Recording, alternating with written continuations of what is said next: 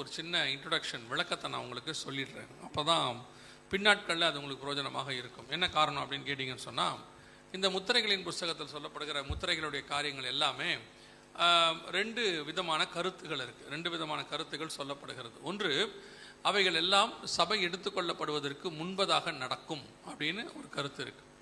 இன்னொரு கருத்து, அது சபை எடுத்துக்கொள்ளப்பட்ட பிறகு உபத்திரவ காலத்தில் நடக்கும் அப்படின்னு சொல்லப்படுகிறது.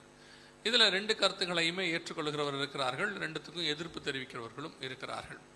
எப்படி ரகசிய வருகை இருக்குது இல்லை அப்படின்னு ரெண்டு குரூப் இருக்குது இல்லையா?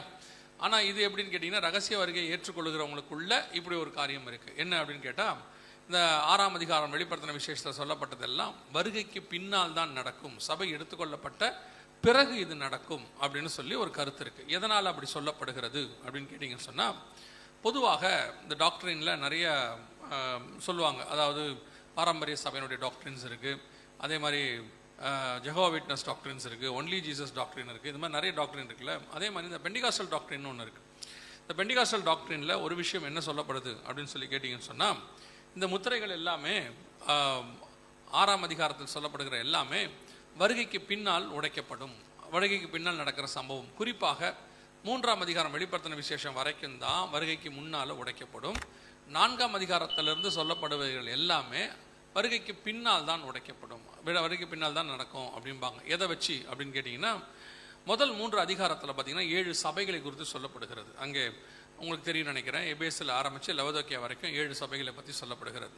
அந்த 7 சபைகளின் காலம் முடிவடைஞ்ச உடனே 4ஆம் அதிகாரத்தில் நீங்கள் வாசிக்கும் போது முதல் 3 வசனத்தில் யோவானை பார்த்து கர்த்தர் சொல்கிறாரு, இங்கே ஏறி வா, இவைகளுக்கு பின்பு சம்பவிப்பதை நான் உனக்கு காண்பிப்பேன் அப்படின்னு ஆண்டவர் சொல்கிறார். இப்போ அதை எப்படி எடுத்துக்கிறாங்க அப்படின்னு கேட்டிங்கன்னு சொன்னால், முதல் 3 அதிகாரத்தில் சபை காலம் முடிவடைகிறது. 4ஆம் அதிகாரத்தில் சபை பரலோகத்துக்கு எடுத்துக்கொள்ளப்படுகிறது. அதாவது யோவானை பார்த்து இங்கே ஏறி வா அப்படின்னு ஆண்டவர் சொல்கிறார். ஸோ இது சபை பரலோகத்துக்கு எடுத்துக்கொள்ளப்படுகிறது. 4ஆம் அதிகாரத்தில் சபை போய்விடுகிறது அப்படின்னு சொல்லி ஒரு கருத்து இருக்கு. அதற்கு பிறகு நடக்கிறது எல்லாமே இனி சம்பவிக்க போகிறவைகள் அப்படின்னு சொல்றபடினால் அது எல்லாமே வருகைக்கு பின்னாடி சம்பவிக்க போகுது அப்படின்னு சொல்லி அவர்கள் சொல்றார்கள். இப்போ நம்ம தெரிந்து கொள்ள வேண்டியது, யோவான் சபைக்கு அடையாளமாக சொல்லப்படவில்லை. சபைக்கு அடையாளமாக ஆண்டவர் நிறைய காரியங்களை சொல்லியிருக்கிறார். ஒரு பட்டணத்தை சொல்லியிருக்கிறார். உதாரணமாக எருசலேமை சொல்லும் பொழுது ஆண்டவர் சொல்லும்போது, புதிய எருசலேமை பற்றி சொல்லும்போது வெளிப்படுத்தின விசேஷத்தில் நீ வா, ஆட்டுக்குட்டியானுடைய மனைவியாகிய மணவாட்டியை நான் உனக்கு காண்பிக்கிறேன்னு சொல்லும்போது புதிய எருசலேமை பற்றி அங்கே பேசப்படுது. அதை பற்றி சொல்லும் போது மணவாட்டி சபை, ஆவியும் மணவாட்டியும் வா என்பார்களாக, கேட்கிறவனும் வா என்பானாக, அது ஒரு சபையாக சொல்லப்படுகிறது. இப்போ இந்த மாதிரி சபைக்கு ஸ்திரீயை நம்ம சபைக்கு அடையாளமாக சொல்கிறோம். இந்த மாதிரி நிறைய விஷயங்கள் இருக்குது. ஆனால் யோவானை சபைக்கு அடையாளமாக ஒரு இடத்திலும் வேதம் சொல்லவில்லை. இங்கே யோவானை பார்த்து கர்த்தர் ஏறிவான்னு சொல்கிறது யோவானைத்தான் சொல்கிறார். தீர்க்கதரிசியை, அப்போஸ்தலரை ஆண்டவர் யாருக்கு வெளிப்படுத்தணுமோ அவங்களுக்கு தான் சொல்கிறார். சபையை ஏறிவா அப்படின்னு சொல்கிற மாதிரி இல்லை.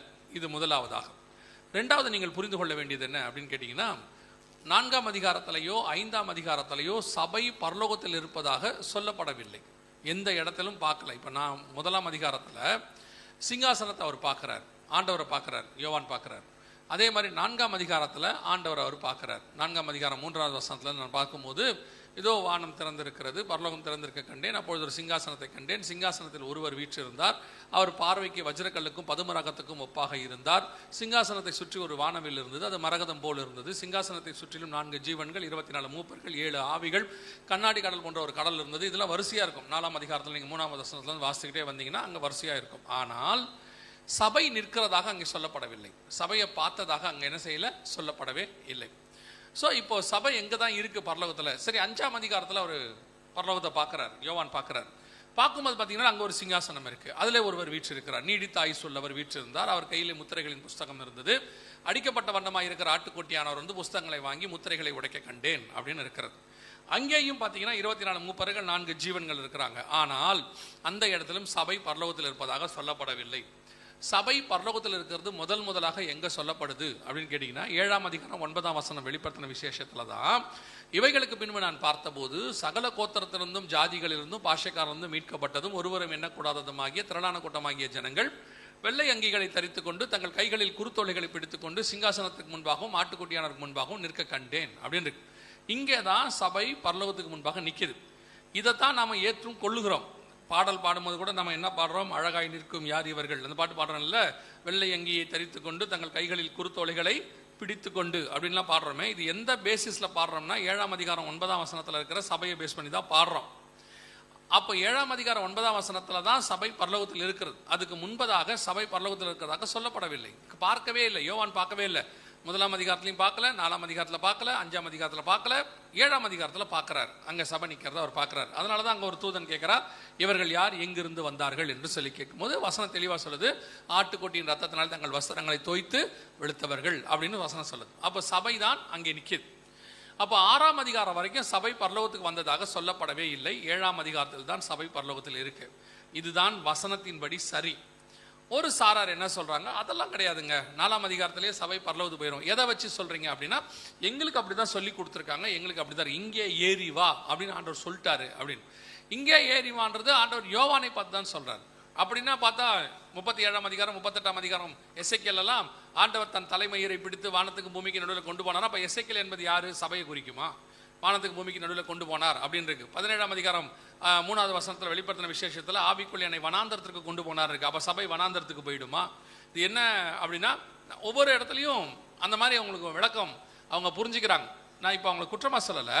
எதுக்காகனா, நாம் ஒரு காலத்தில் அன்னைக்கு கிடைச்ச வெளிச்சத்தில் அன்னைக்குள்ள பரிசுத்தவான்கள் அவங்க சொல்லியிருக்கிற வாய்ப்பு இருக்கிறது. இப்போ உதாரணமாக யோவான் ஸ்நானகன் இயேசுவை பற்றி ப்ராப்பர்ட்டிக்கலாக பேசிடுறார். இந்த உலகத்தின் பாவத்தை சுமந்து தீர்க்கிற தேவாட்டுக்குட்டின்னு சொல்லிடுறார். ஆனால் அதுக்கு பிறகு பார்த்தீங்கன்னு சொன்னால் அவரே தான் கேட்டு அனுப்புறாரு, வருகிறவர் நீர்தானா, வேறொருவர் வர காத்திருக்க. ஏன்னா அவருக்கு ஒரு சந்தேகம் வருது. அவர் கிடைச்ச ஆவிக்குரிய வெளிச்சத்தில் இயேசு கண்டுபிடிச்சிட்டார். ஆனால் மாம்சத்தில் இயேசு தானா அப்படிங்கிற ஒரு சந்தேகம் அவருக்கு வருது. அதே மாதிரி தான் பல நேரங்களிலே பரிசுத்தவான்கள் வெளிச்சத்தில் பேசுவாங்க. சில நேரங்களில் அவங்க மாம்சத்திலையும் பேச வாய்ப்பு இருக்கிறது. நான் யாரையும் இங்கே குற்றப்படுத்துவதாக சொல்லவே இல்லை. வசனத்தின்படி நீங்கள் ஆராய்ந்து பார்த்து ஒரு வேத பாடத்தை நீங்கள் படித்து பார்த்தீங்கன்னா சபை 7ஆம் அதிகாரம் 9ஆம் வசனத்தில் தான் பரலோகத்தில் இருக்கிறது.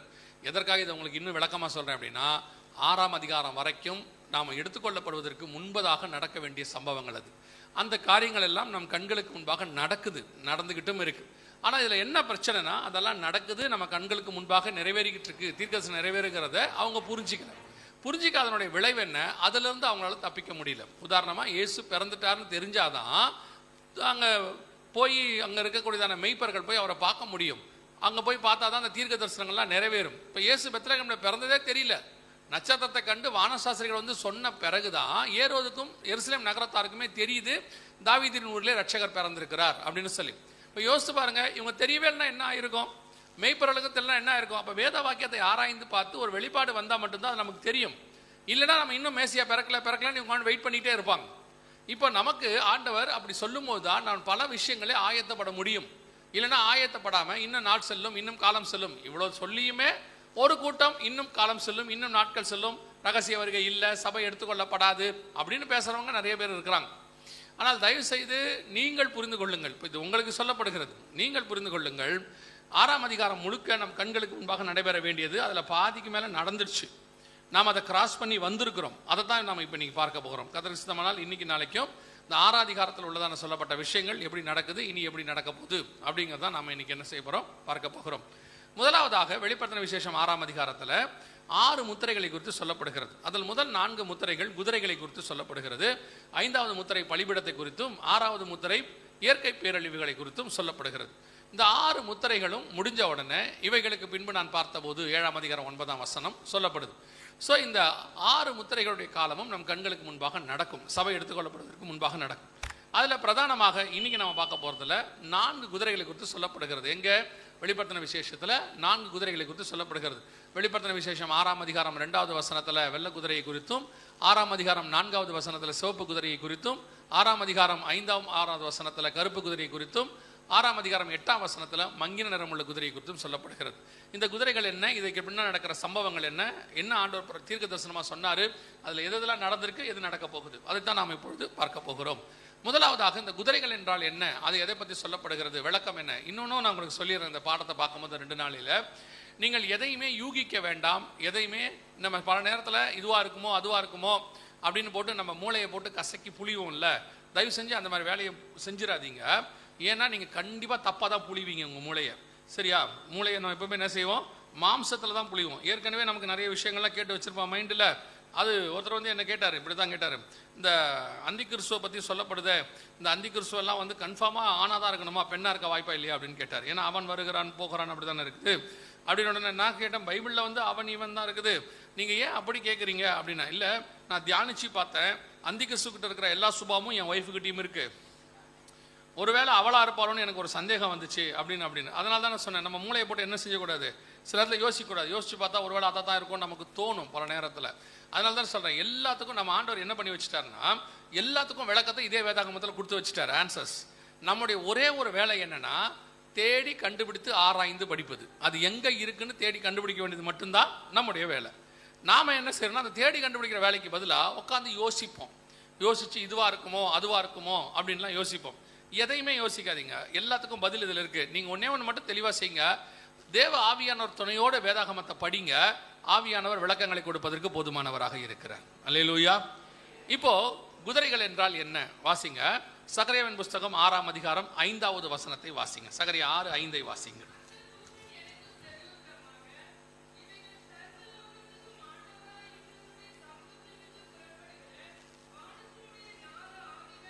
இப்போ நல்ல வசனம் தெளிவாக சொல்லுது, இவைகள் சர்வ லோகத்துக்கும் ஆண்டவராக இருக்கிறவருடைய சமூகத்திலிருந்து புறப்படுகிற வானத்தினுடைய 4 ஆவிகள் என்றான். ஏன் நீங்கள் திடீர் சகரியா 6:5க்கு வந்தீங்க அப்படின்னு கேட்டால், 6ஆம் அதிகாரம் 1ஆம் வசனத்திலிருந்து 4வது வசனம் வரைக்கும் அதே 4 குதிரைகளை பற்றி சொல்லப்படுது. அங்கே வெண்மையான குதிரை, சிவப்பான குதிரை, கருப்பான குதிரை, புள்ளி புள்ளியான குதிரை அப்படின்னு இருக்கும். 4 குதிரைகளை பற்றி அங்கே சொல்லப்பட்டிருக்கும்.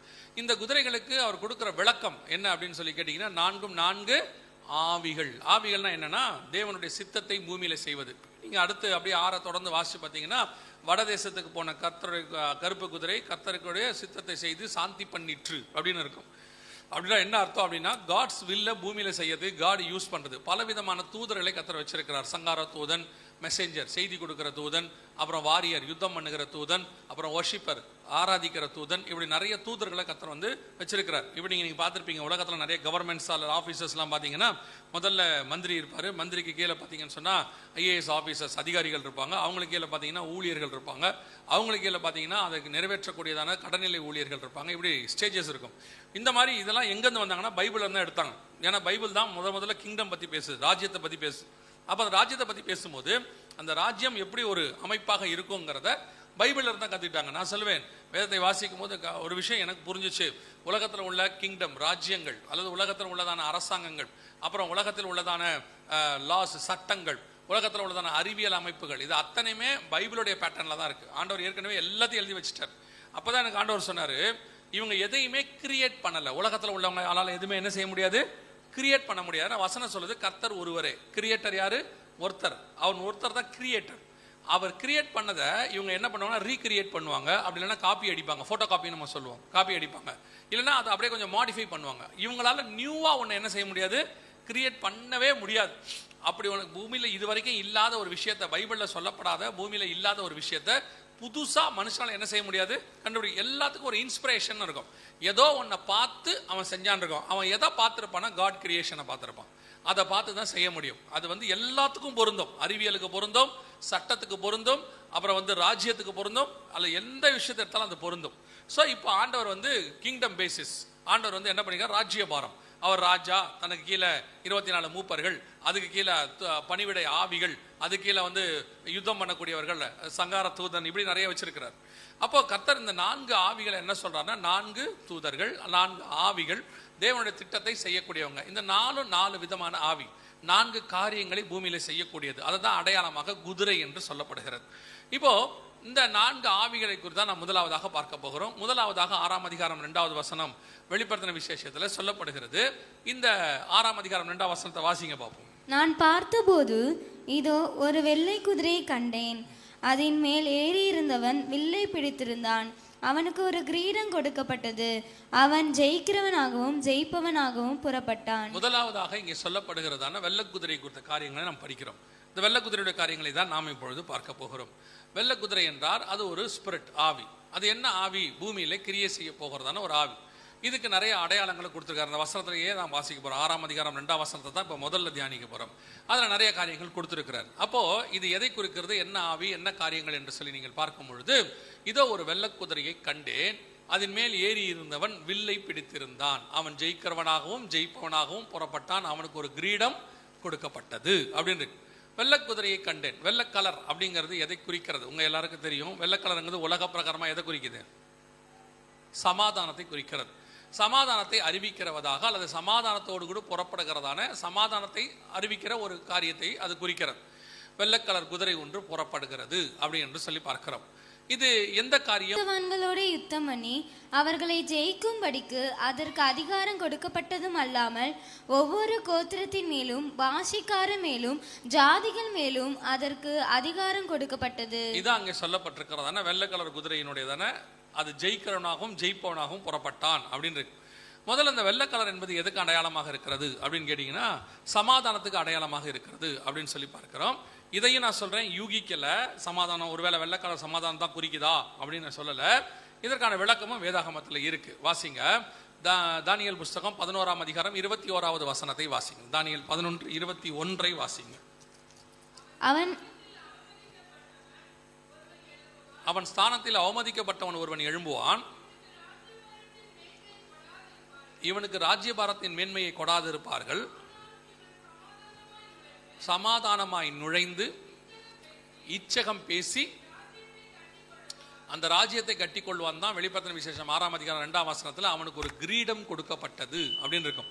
கிரீடம் என்பது ராஜ்யத்துக்கு ராஜாவுக்கான அடையாளம். அவன் தான் ராஜா, அவனுடைய அரசாட்சி நடக்குது அப்படிங்கிறதுக்கு அடையாளமா என்ன பண்ணுவாங்கன்னா கிரீடத்தை தூக்கி தலையில வைப்பாங்க. அதான் வசனம் சொல்லுது, அவன் ஸ்தானத்தில் அவமதிக்கப்பட்டவன் எழும்புவான். அவனுக்கு ராஜ்யபாரத்தின் மேன்மையை கொடாதிருப்பார்கள். ஆனாலும் சமாதானமாய் நுழைந்து இச்சகம் பேசி ராஜ்யத்தை கட்டிக்கொள்வான். இது யாரை பத்தி சொல்லப்பட்டிருக்கு 11ஆம் அதிகாரத்துலனா? ஆண்டவர்கிட்ட ஒரு பெரிய விஷயம் இருக்கு. ஒரே விஷயத்தை 2 காலகட்டத்துக்கு யூஸ் பண்ணுவார். வேதாகமத்தில் ஆண்டவர் என்ன பண்ணுவார்? ஒரு சம்பவம் இருக்கும், அது 2 காலகட்டத்துக்கு யூஸ் ஆகும். இப்போ ஒரு உதாரணத்துக்கு உங்களுக்கு சொல்றேன். நீங்க ஏன் உங்களுக்கு இது இப்படி எடுக்கிறேன் அப்படின்னா, நீங்க வேதாகம கல்லூரியில் இருக்கிறதுனால ஸ்டூடெண்டா இருக்கிறதுனால நீங்க படிக்கிறதுக்காக உங்களுக்கு சொல்றேன் இதை நான். இப்போ 7ஆம் அதிகாரம் தானியேல் புஸ்தகம் 8வது வசனம் வாசிங்க.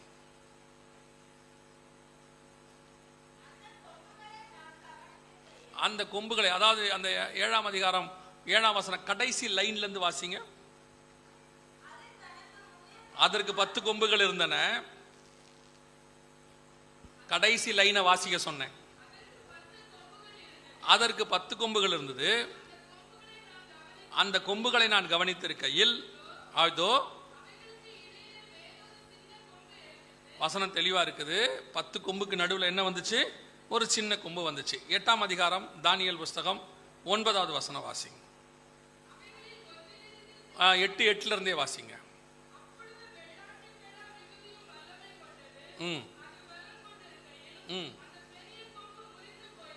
ம்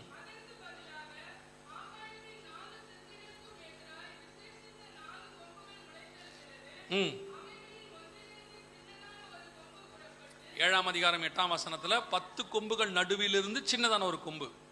8ஆம் அதிகாரம் 9ஆம் வசனத்துல 4 கொம்புகள் ஒன்றிலிருந்து சின்னதான ஒரு கொம்பு. அப்ப 2 சின்ன கொம்பு இருக்கிறது. 10 கொம்புக்கு நடுவில் ஒரு சின்ன கொம்பு இருக்கு. 4 கொம்புக்கு நடுவில் 4 கொம்புகள் ஒன்றிலிருந்து சின்ன கொம்பு. அப்போ இந்த சின்ன கொம்பு 2 காலகட்டத்தில் வரும். 4 கொம்புகள் காலத்திலையும் வரும், 10 கொம்புகள் காலத்திலையும் வரும். கொம்புகள்னா ராஜா.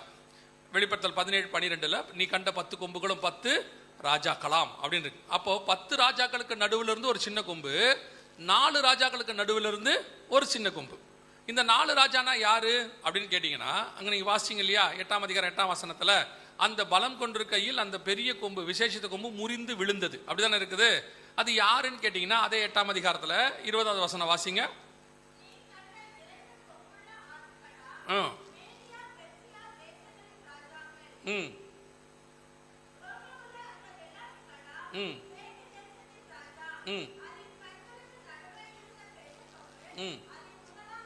அதான் மகா அலெக்சாண்டர். மேதிய பெர்சிய சாம்ராஜ்யம் முடிவடையும் போது கிரேக்க சாம்ராஜ்யம் ஆரம்பிக்குது. கிரேக்க சாம்ராஜ்யத்தோட விசேஷித்த ஒரு கொம்பு யாருன்னா மகா அலெக்சாண்டர். அது முறிந்து விழுந்தது, அது உடஞ்சிடுச்சு. அது முறிந்து விழுந்தும் போது அதுக்கு பதிலாக 4 கொம்புகள் வரும். இதெல்லாம் தீர்க்க தரிசனம் வந்த பிறகு எழுதுனதில்ல. அலெக்சாண்டர் வரத்துக்கு 175 வருஷத்துக்கு முன்னாடி எழுதுனது. அப்போ அங்கே வசனம் சொல்லுது, அதிலிருந்து 4 கொம்புகள் முளைத்து நிமிடுது. அலெக்சாண்டருடைய ராஜ்யபாரம் அலெக்சாண்டருக்கு பிறகு 4 தளபதிக்கு போச்சு. கசாண்டர், லைசிமேக்கஸ், டலாமியோன் ஸ்லாட்டர், செலுக்கசோன் நிக்கோடர், 4 பேருக்கு போச்சு. அதுக்கு நடுவிலிருந்து ஒரு சின்ன கொம்பு, அதுக்கு பேர் தான் ஆன்டியாகஸ் 4 எபிஃபனஸ் அப்படிங்கிறவன். அந்த கொம்பை பற்றி தான் 11ஆம் அதிகாரம் வெளிப்படுத்தின விசேஷம். 11ஆம் அதிகாரம் தானியேல் புஸ்தகத்தில் நீங்கள் வாசிச்சிங்க இல்லையா? 21வது வசனத்தில் அவன் ஸ்தானத்தில் அவமதிக்கப்பட்டவன் ஒருவன் எழும்புவான், அவனுக்கு ராஜ்யபாரத்தின் மேன்மையை கொடாதிருப்பார்கள், ஆனாலும் சமாதானமாய் நுழைந்து இச்சகம் பேசி ராஜ்யத்தை கட்டி கொள்வான். அதே காரியம் திருப்பி நடக்கும். 10 கொம்புக்கு நடுவில் இருந்து ஒரு சின்ன கொம்பு வரும், அந்த கொம்பு இதே வேலையை செய்யும். அதைத்தான் வெளிப்படுத்தல் 6:2 சொல்லுது, வெள்ளக்கலர் குதிரை புறப்பட்டது சமாதானமாய் நுழைந்து.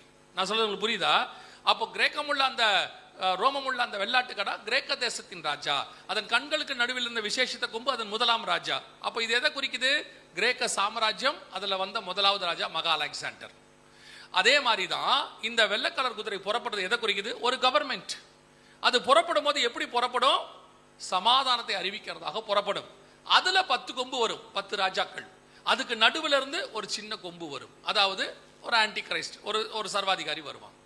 அப்ப இந்த கவர்மெண்ட் புறப்படும் போது எப்படி புறப்படும்? வெள்ளக்கலர் குதிரையில புறப்படும், அதாவது சமாதானமாக நுழைந்து அப்படின்னு இருக்கிறது. அப்போ இந்த வசனம் சொல்லுது, கடைசி காலத்தில் இந்த சம்பவங்கள் எல்லாம் சம்பவிக்கும் அப்படின்னு வசனம் சொல்லுது. முடிவு காலம் மட்டும் இந்த புஸ்தகத்தில் என்ன செய்ய? முத்திரை போடு அப்படின்னு பார்க்கிறோம். அப்ப முத்திரைகளை உடைக்கும் போது முதலாவது வர்றது வெள்ளக்கலர் குதிரை.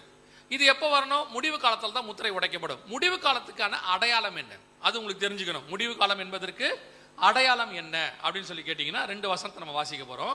முதலாவது ஒரு வசனத்தை வாசிங்க. ஓசியாவின் புஸ்தகம் 3ஆம் அதிகாரம் 4-5 வசனங்களை வாசி.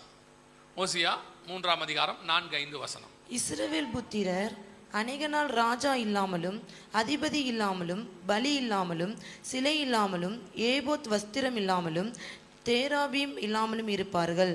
பின்பு இஸ்ரவேல் புத்திரர் திரும்பி தங்கள் தேவனாகிய கர்த்தரையும் தங்கள் ராஜாவாகிய தாவீதையும் தேடி கடைசி நாட்களில் கர்த்தரையும் அவருடைய தயவையும் நாடி அஞ்சிக்கையாய் வருவார்கள். அப்போ இஸ்ரவேல் புத்திரர் கடைசி நாட்களில் திரும்பி வருவார்கள். அதே மாத்தி சொல்றேன்.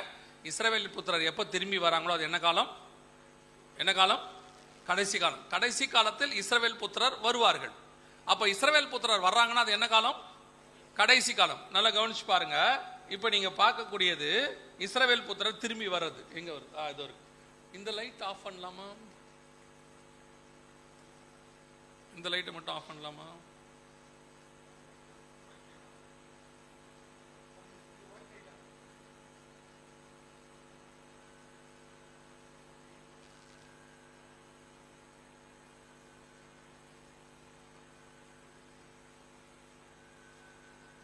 தெரியுதா? தெளிவா தெரியுதா? ஒன்னும் இப்படி ஆட்டுங்க, இல்லை இப்படி ஆட்டுங்க. சொல்லணும்ல. நீங்க பைபிள் காலேஜில் இருக்கிற மாதிரியே தெரியாத மாதிரியும் தெரிஞ்ச மாதிரியும் ஒரே மாதிரி மண்டையை வச்சிருப்பீங்கல்ல. அப்படி எங்கிட்ட உட்காந்தா இப்படி ஏதாவது ஒன்று சொன்னா தானே எனக்கு புரியும். தெரியுதுல்ல? ஓகே, கவனிங்க. இது ஓசியாவின் புஸ்தகம் 3ஆம் அதிகாரம் 5ஆம் வசனத்தினுடைய தீர்க்க தரிசனம் நிறைவேறுதல். இஸ்ரவேல் புத்திரர் திரும்பி வருதல். இவங்க முதல்ல எப்போ திரும்பி வந்தாங்கன்னா 1948 தனி நாடாக இஸ்ரவேல் தேசம் பிரகடனப்படுத்தப்பட்டது. 1948 மே மாதம் 14ஆம் தேதி இஸ்ரவேல் தேசம் தனி நாடாக பிரகடனப்படுத்தப்பட்டது. அப்போ 1948க்கு பிறகு இந்த முத்திரைகள் உடைக்கப்படணும். முடிவு காலம் மட்டும் இதை உடைத்துவை. இதை மட்டும் நம்ம சொல்றோமா முடிவு காலம்ன்றதுக்கு? அப்படி இல்லைன்னா மத்திய சுவிசேஷம் 24ஆம் அதிகாரம் 32வது வசனத்தை வாசிங்க. மத்திய 24:32 வாசிங்க. அத்திமரத்தினால் ஒரு ஓமையை கற்றுக்கொள்ளுங்கள், அதில் இளங்கிளைகளா கிளையா? கிளைகள்னா அர்த்தமே மாறி போயிடும். திரும்பி வாசிங்க.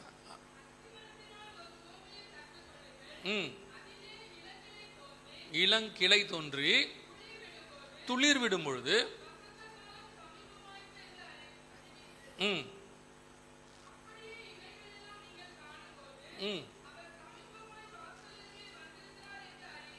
அத்திமரம் துளிர் விடுதல்னா என்ன அர்த்தம்னா, அத்திமரம் என்பது இஸ்ரவேல் தேசத்தை குறிக்கும். எரேமியாவின் தீர்க்கதரிசன புஸ்தகம் 24ஆம் அதிகாரம் 5வது வசனத்தின்படி யூதர்களை கர்த்தர் அத்தி பழத்திற்கு ஓமையாக ஒப்பிடுகிறார். யூதர்கள் இஸ்ரேல் தேசத்தில் வருவாங்க. அத்திப்பழம் அத்தி மரத்திலிருந்து வரும். அப்போ அத்தி மரத்தினால் ஒரு ஓமையை கற்றுக்கொள்ளுங்கள் அப்படின்னா என்ன அர்த்தம்? இஸ்ரவேல் தேசத்தினால் ஒரு ஓமையை கற்றுக்கொள்ளுங்கள், அதில் இளங்கிளை தோன்றி அப்படின்னா என்னத்தனா, முதல்ல ஒரு ராஜா, கிளைனா ராஜா. ஏசாயா தீர்க்கதரிசன புஸ்தகம் 11ஆம் அதிகாரம் 1வது வசனத்தின்படி கிளை என்றால் ராஜா. சகரியாவின் புஸ்தகம் 4ஆம் அதிகாரத்திலையும் அந்த கிளை எனப்படுகிறவர் தோன்றுவார் அப்படின்னு இருக்கும். அந்த கிளைனா ராஜா. இஸ்ரவேல் தேசத்துக்கு முதலாவது ராஜா வருகிறதை நீங்கள் காணும்போது அவர் வாசல் அருகே வந்திருக்கிறார் என்று அர்த்தம். வாசல்ல எப்போ வருவாரு? லவோதிக்கேயா சபைக்கு சொல்லும்போது 3ஆம் அதிகாரம் 20வது வசனத்துல, இதோ நான் வாசப்படியில் நின்று கதவை தட்டுகிறேன். அப்போ இது எப்போ நடக்கும்? வாசப்படியில் நின்று கதவை தட்டுறது இஸ்ரவேல் ஜனங்கள் திரும்பி வருகிற காலமோ 7வது சபைக்கு கதவை தட்டுற காலமோ ஒரே காலம். ஏன்னா இஸ்ரவேல் தேசம் துளிர் விட்டு முதல் ராஜா வர்றதை நீங்க பார்க்கும்போது அவர் வாசல் அருகே வந்து விட்டார் என்று அர்த்தம். 7வது சபை முடிவடையும் போது வாசல் அருகே வந்து விட்டார் என்று அர்த்தம். அப்போ 1948 அவர் வாசல் அருகே வந்துட்டார். இஸ்ரவேல் தேசம் திரும்பி வந்துருச்சு, தனி நாடாக பிரகடனப்படுத்தப்பட்டு விட்டது. நம் கண்களுக்கு முன்பாக கர்த்தர் சொன்னபடி இந்த காரியம் நடந்தது. இதுக்கு பிறகுதான் அது நடக்கணும். எது நடக்கணும்? வெள்ளை குதிரை வரணும். முடிவு காலம் மட்டும் இந்த புஸ்தகத்தை முத்திரை போடும், அப்பொழுது அநேகர் இங்கும் அங்கும் ஓடி ஆராய்வார்கள், அறிவும் பெருகி போகும் என்றார். அப்பொழுது முதலாவது முத்திரை உடைக்கப்பட்டது. இஸ்ரவேல் ஜனங்க வந்த பிறகு முதலாவது முத்திரை உடைக்கப்படுகிறது. எப்போ? 2012 அந்த வெள்ளை குதிரைக்கான காரியம் நடந்தது. வெள்ளை குதிரைனா சமாதானம் என்று பார்க்கிறோம். சரியாக ஆண்டவர் சொன்னபடி 10 நாடுகள் கூட்டமைப்பு ஒரு நாடு ஒன்று உருவாச்சு. எப்போ நடந்துச்சு? இதுவும் எப்போ நடந்ததுன்னு கேட்டிங்கன்னா 1949. 1948 இஸ்ரவேல் தேசம் வருது, 49 அந்த நாடு உருவாகுது. அவங்க 6 நாடாக இருந்து 9 நாடாகி 10 நாடாக மாறினாங்க. யூரோப்பியன் யூனியன் அப்படின்னு பேர் அவங்களுக்கு. அவங்க உருவாகுறாங்க. அவங்க உருவான உடனே இவங்க 48, அவங்க 49 உருவாகுறாங்க. உருவான உடனே அவங்க கொஞ்சம் கொஞ்சமாக தங்களை வளர்த்துக்கிட்டே வராங்க. சரியா நல்லா கவனிச்சிங்கன்னா 2012வது வருஷம் இந்த சமாதானத்தை அறிவிக்கிறதாக அந்த குதிரை புறப்படுகிறது. இப்போ நம்ம பார்த்தோம் இல்லையா, வெள்ளை கலர் குதிரை, வெள்ளை குதிரை புறப்பட்டது அப்படின்னு சொல்லி 1949 யூரோப்பியன் யூனியன் அப்படின்னு ஒரு நாடு வல்லரசு ஒன்று உருவாகுது. அப்போ அது வல்லரசுல உருவாகுது. உருவாகும் போது பார்த்தீங்கன்னு சொன்னா அது ஒரு வியாபார கூட்டமைப்பாக ஆரம்பிச்சாங்க. யூரோப்பியன் எக்கனாமிக்கல் கமிட்டி அப்படின்னு பேரு, EEC அப்படின்னு சொல்லுவாங்க. அதாவது ஐரோப்பிய பொருளாதார சந்தை அப்படின்னு சொல்லுவாங்க.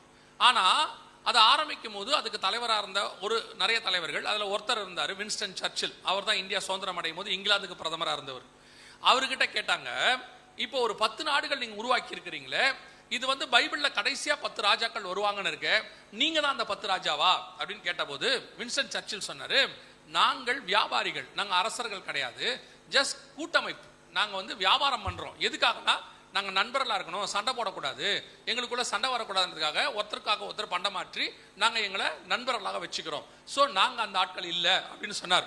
ஆனால் சரியாக அவர் சொல்லி சரியாக ஒரு 50 வருஷம் கழிச்சு, நீங்கள் அப்படியே 60 வருஷம் கழிச்சு நீங்கள் பார்த்தீங்கன்னா துல்லியமாக ஐரோப்பியன் யூனியன் ஒரு மிக முக்கியமான வேலை செய்தது. வெள்ளைக்கலர் குதிரை புறப்படுகிற காரியம் நடந்துச்சு. இப்போ நீங்கள் முதல்ல இந்த வீடியோ பாருங்க, அதுக்கப்புறமா உங்களுக்கு அதை எக்ஸ்பிளைன் பண்ணுறீங்க. பாருங்க, சவுண்ட் வருமாப்பா?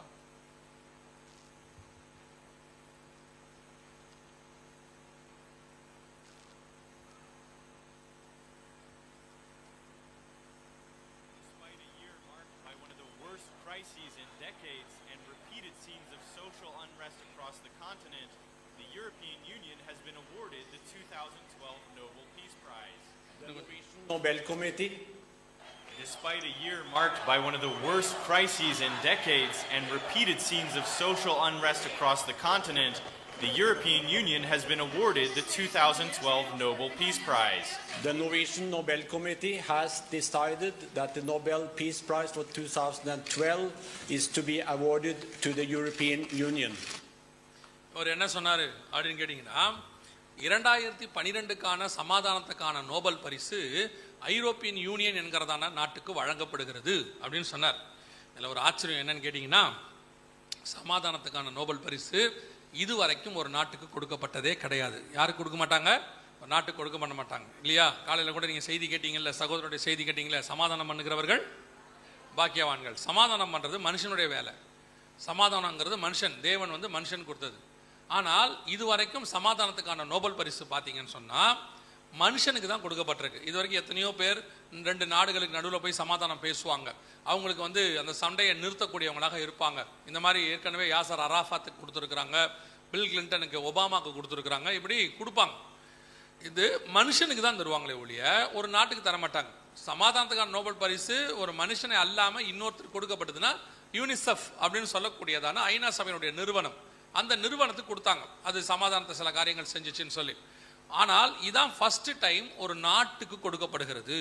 இது நடந்தது 2012 இந்த காரியம் நடைபெற்றது. அதாவது 6ஆம் அதிகாரம் 2ஆம் வசனம் வெளிப்படுத்தின விசேஷம், வெள்ள குதிரை புறப்பட்டது, சமாதானத்தை அறிவிக்கிறதாக இந்த அரசாங்கம். இது நமக்கு அடையாளம். நல்லா கவனிங்க, இது என்ன சமாதானம் பண்ணுச்சுன்னு அவங்களுக்கு ஒரு காரணம் இருக்கு. அவங்க என்ன சொல்றாங்க அப்படின்னு கேட்டீங்கன்னா, முதலாம் உலக யுத்தம் ஐரோப்பா நாட்டுக்குள்ள தான் ஆரம்பிச்சிச்சு. ஆஸ்திரியாவுக்கும் ஜெர்மனிக்குமான சண்டை 2 பேருக்கு தனியாக ஆரம்பிச்சிச்சு. ஒரு ராஜாக்கும் ஒரு சாதாரண மனுஷனுக்கும் சண்டை ஆரம்பிச்சிச்சு. அது உலக யுத்தமா மாறிடுச்சு. 2ஆம் உலக யுத்தமும் ஐரோப்பாக்குள்ள தான் ஆரம்பிச்சிச்சு. ஜெர்மனி ஹிட்லர் அவருக்கும் பக்கத்தில் உள்ள ருமேனியா இந்த நாடுகளுக்கு நடுவில் சண்டைகள் ஆரம்பிச்சு. அது பெரிய சண்டையாக மாறிடுச்சு. ஸோ உலக யுத்தம் ஆயிடுச்சு.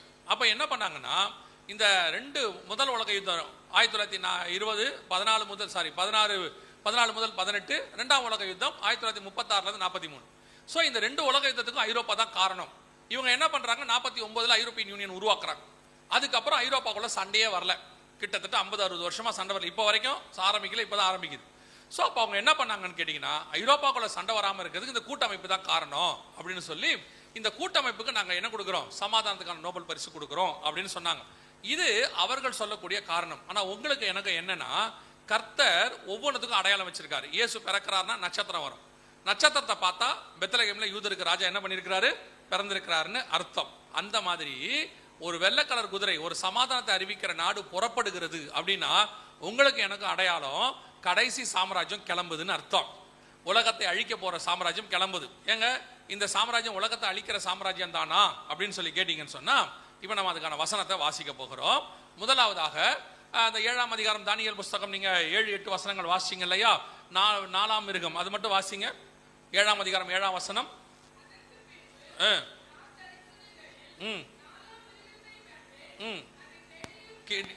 கெடியும் பயங்கரமும் மகா பலத்ததுமாய் இருந்தது.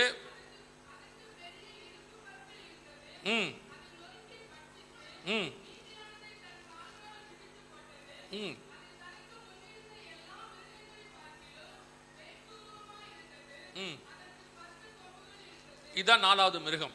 அந்த மிருகம்னா என்ன அப்படின்னு கேட்டீங்கன்னா, மிருகம் என்றால் ராஜ்யம். வாசிங்க அதே 7ஆம் அதிகாரம் 21வது வசனத்தை வாசிங்க. இல்ல 23 வாசிங்க, மன்னிக்கணும் 23.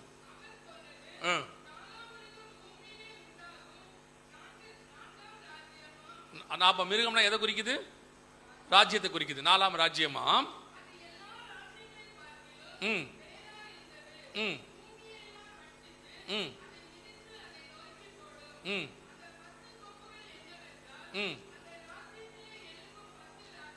இதுதான் கவர்மெண்ட், இதுதான் எழும்ப போது, இதுதான் சமாதானத்தை அறிவிக்கிறதாக புறப்படுகிறது. நம்ம ஏன் வெளிப்படுத்தல் 13:7 வாசிச்சோம், ஞாபகம் இருக்குதா? அவன் ஜெயிக்கிறவனாகவும் ஜெயிப்பவனாகவும் புறப்பட்டான்னு வாசிச்சோம்ல, அந்த 6:2. அதுக்கான விளக்கத்தை பார்த்தோம் இல்ல. மேலும் பரிசுத்தவான்களோட யுத்தம் பண்ணி அவர்கள் ஜெயிக்கும்படி அதற்கு அதிகாரம் கொடுக்கப்பட்டதும் அல்லாமல் ஒவ்வொரு கோத்திரத்து மேலும் ஜாதிகள் மேலும் பாஷக்காரர் மேலும் அதற்கு அதிகாரம் கொடுக்கப்பட்டது. வெளிப்படுத்தல் 13:7 வாசிச்சோம்ல. நம்ம ஏன் 13ஆம் அதிகாரம் மிருகத்தை பார்த்தோம் அப்படின்னா, இந்த 7ஆம் அதிகாரம் தானியேல்ல நீங்க வாசிச்ச மிருகமும் 13ஆம் அதிகாரம் 1ஆம் வசனத்துல வாசிச்ச மிருகம் ஒரே மிருகம். வாசிங்க 13:1 வாசிங்க.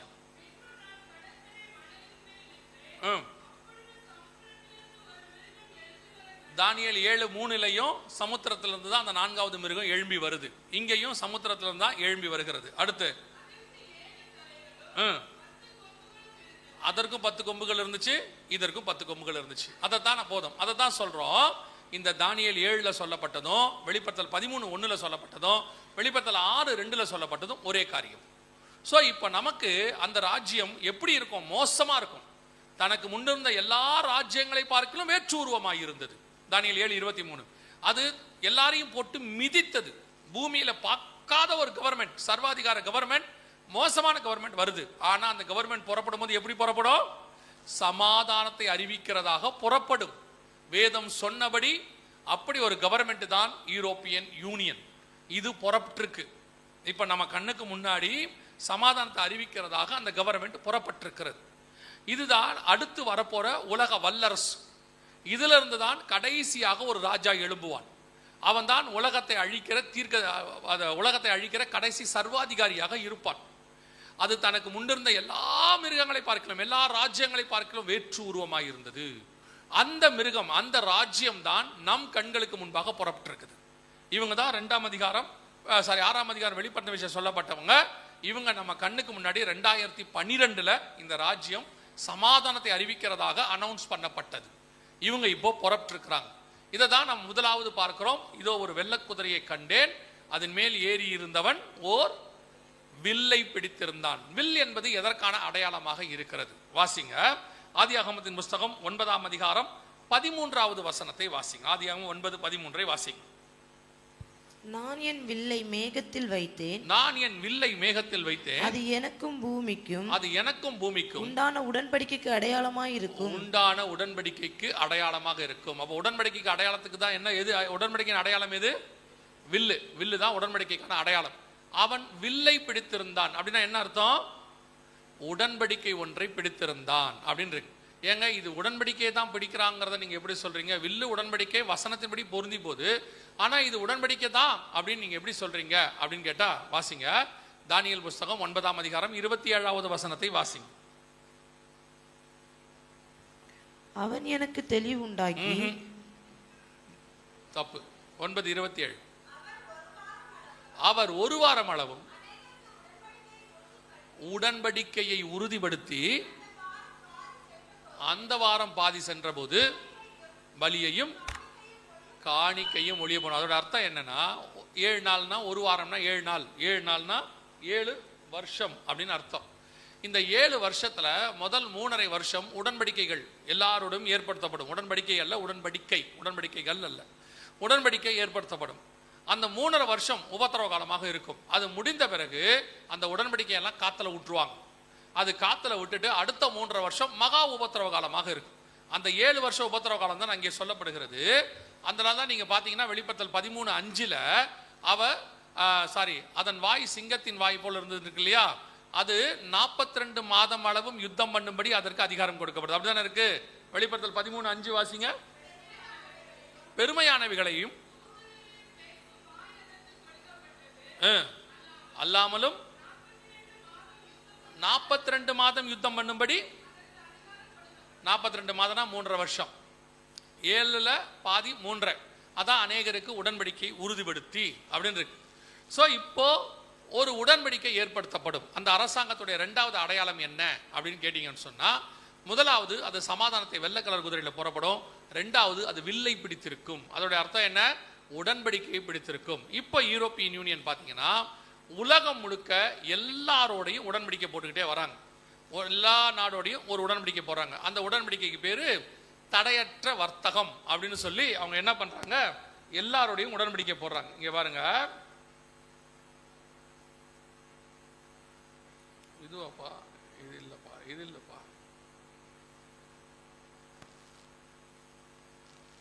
இல்ல நீ 1 2 இது 3 4 நினைக்கிறேன். இன்னொன்னு இருக்கும் பாரு.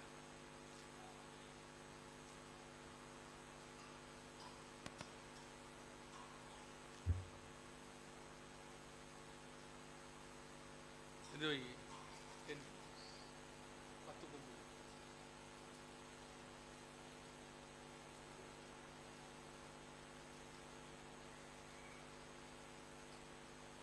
இப்போ பார்த்தீங்கன்னு சொன்னால் யூரோப்பியன் யூனியன் அப்படிங்கிறதான இந்த நாடு முதலாவது அடையாளமாக வெள்ளக்குதிரை, அதாவது சமாதானத்தை அறிவிக்கிறவர்களாக புறப்பட்டார்கள் அப்படின்னு பார்த்தோம் இல்லையா? 2வது பார்த்தீங்கன்னு சொன்னால் இப்போ இதான் அந்த யூரோப்பியன் யூனியன். நீங்கள் பார்க்கக்கூடியதான யூரோப்பியன் யூனியன் இதான் வெள்ளை கலர் குதிரை புறப்பட்டது அப்படின்னு சொல்லி பார்க்கிறோம். இது சமாதானத்தை அறிவிக்கிறதாக இது பார்த்துட்டோம் நம்ம. இப்போ இங்கே என்ன பண்ணியிருக்கிறாங்கன்னு கேட்டிங்கன்னா, அநேகரோடு கூட உடன்படிக்கை ஏற்படுத்தி இருக்கிறாங்க.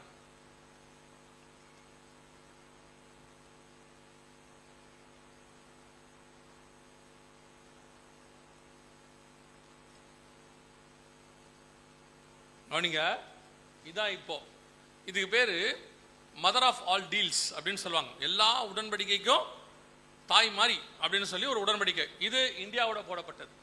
எப்போன்னு கேட்டீங்கன்னா இந்த வருஷம் ஜனவரி மாதம் போட்டாங்க. இது ஆஸ்திரேலியாவோட போடப்பட்டிருக்கு.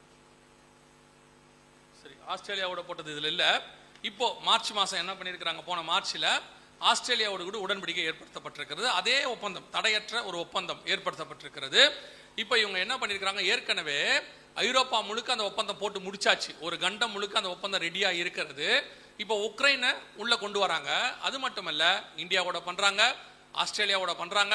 மொத்தமே பெரிய கண்டம்னு எடுத்துக்கிட்டிங்கன்னா 3 தான், ஐரோப்பா, ஆசியா, ஆப்பிரிக்கா, இந்த 3 தான். இப்போ இவங்க என்ன பண்ணுறாங்க, எல்லா கண்டங்களையும் அதுக்குள்ளே நுழைக்கிறாங்க, கொண்டு வந்து உடன்படிக்கை ஏற்படுத்துகிறாங்க. வேதம் சொன்னபடி இப்போ இவர்கள் எல்லாரோடும் உடன்படிக்கை ஏற்படுத்தப்படுகிறது. மதர் ஆஃப் ஆல் டீல்ஸ் அப்படின்னு சொல்லக்கூடிய அளவுக்கு எல்லா நாடு. இனி இப்போ நான் சொல்கிறது ஒரு 2 நாட்டோட நம்ம கண்ணுக்கு முன்னாடி போட்டாங்க.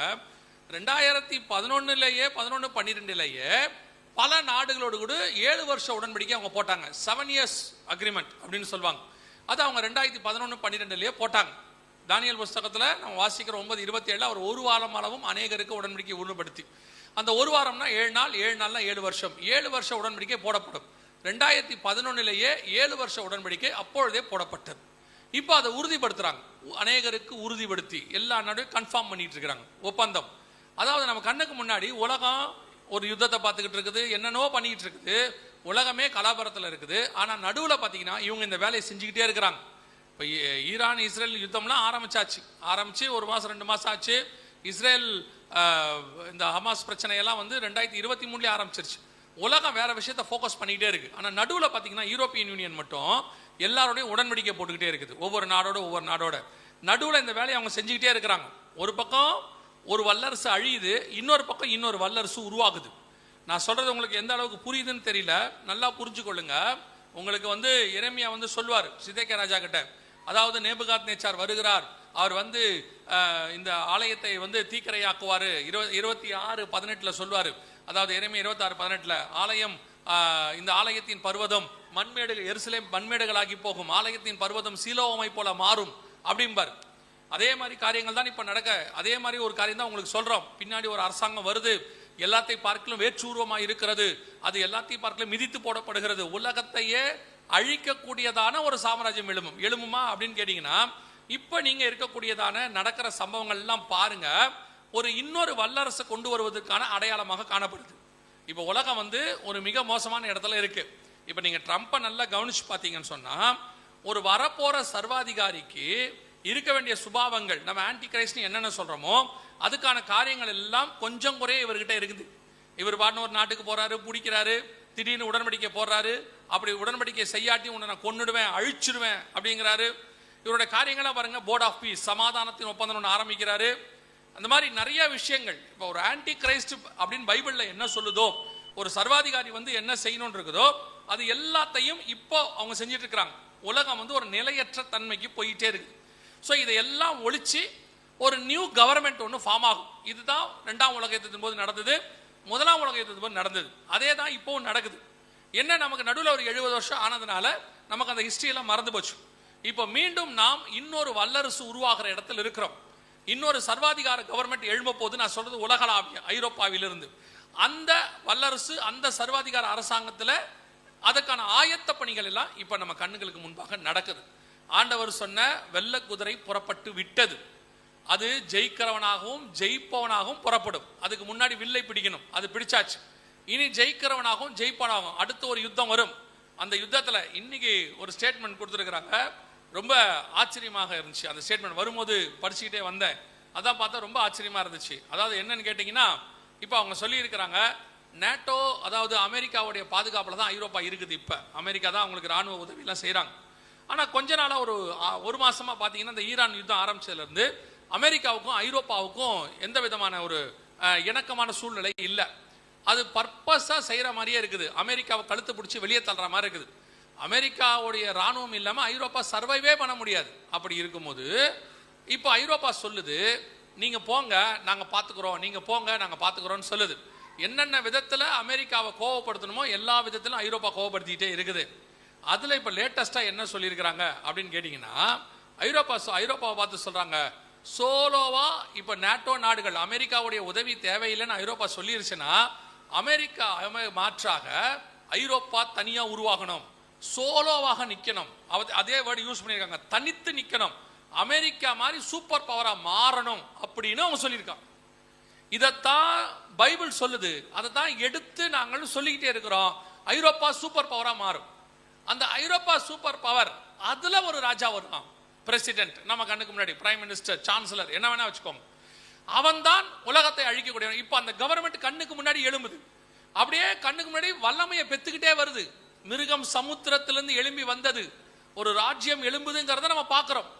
இதைத்தான் சபைகளுக்கு ஆண்டவர் சொல்றாரு, உங்கள் கண்களுக்கு முன்பாக உங்களுக்கு விரோதமாக ஒரு மிகப்பெரிய அரசாங்கம் எழும்புது. அதாவது சபை இவைகளுக்கு நடுவில் எடுத்துக்கொள்ளப்படும். எடுத்துக்கொள்ளப்பட்ட பின்பு இந்த சபை கைவிடப்பட்ட சபையோ அல்லது கிறிஸ்தவர்களோ அல்லது யூதர்களோ ஏன் முழு உலகத்தையுமே தான் ஒரு கொள்கை, தான் ஒரு உடன்படிக்கை, தான் ஒரு கவர்மெண்ட் கொண்டு வருவான், தான் ஒரு கடவுளை கொண்டு வருவான், புது கடவுள். நீங்க தானியேல் புத்தகத்துல வாசிச்சு பாருங்க, பிதாக்கள் அறியாத ஒரு தேவனை கொண்டு வருவான்னு இருக்கு. தானியேல் புத்தகம் 11:31 வாசிங்க பார்ப்போம். தானியேல் 11:31. ஆனாலும் அவனிடத்திலிருந்து புறப்பட சேனைகள் எழும்பி அரணான பரிசுத்த ஸ்தலத்தை பரிசுத்த குலைச்சலாக்கி அஞ்சாட பலியை நீக்கி பாழாக்கும் அருவருப்பை அங்கே வைப்பார்கள். 37. அவன் தன் பிதாக்களின் தேவனை மதியாமலும் ஸ்ரீகளின் ஸ்நேகத்தையும், இதான் பர்டிகுலர் வேர்ட், இதான் பர்டிகுலர் வேர்ட், எந்த தேவனையும் மதியாமல். அதாவது இப்ப இருக்கிற எந்த மதத்திலிருந்தும் வரமாட்டான். இப்ப இருக்கக்கூடியதான எந்த மதத்திலிருந்தும் வரப்போறது கிடையாது. அவன் புது ரிலிஜியன் உருவாக்க போறான். பிதாக்கள் அறியாத ஒரு தேவனை வாசிங்க.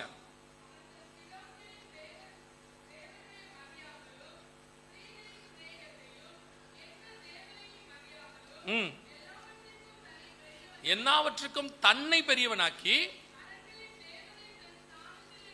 அரண்களின் தேவனை தன் ஸ்தானத்திலே கனம் பண்ணி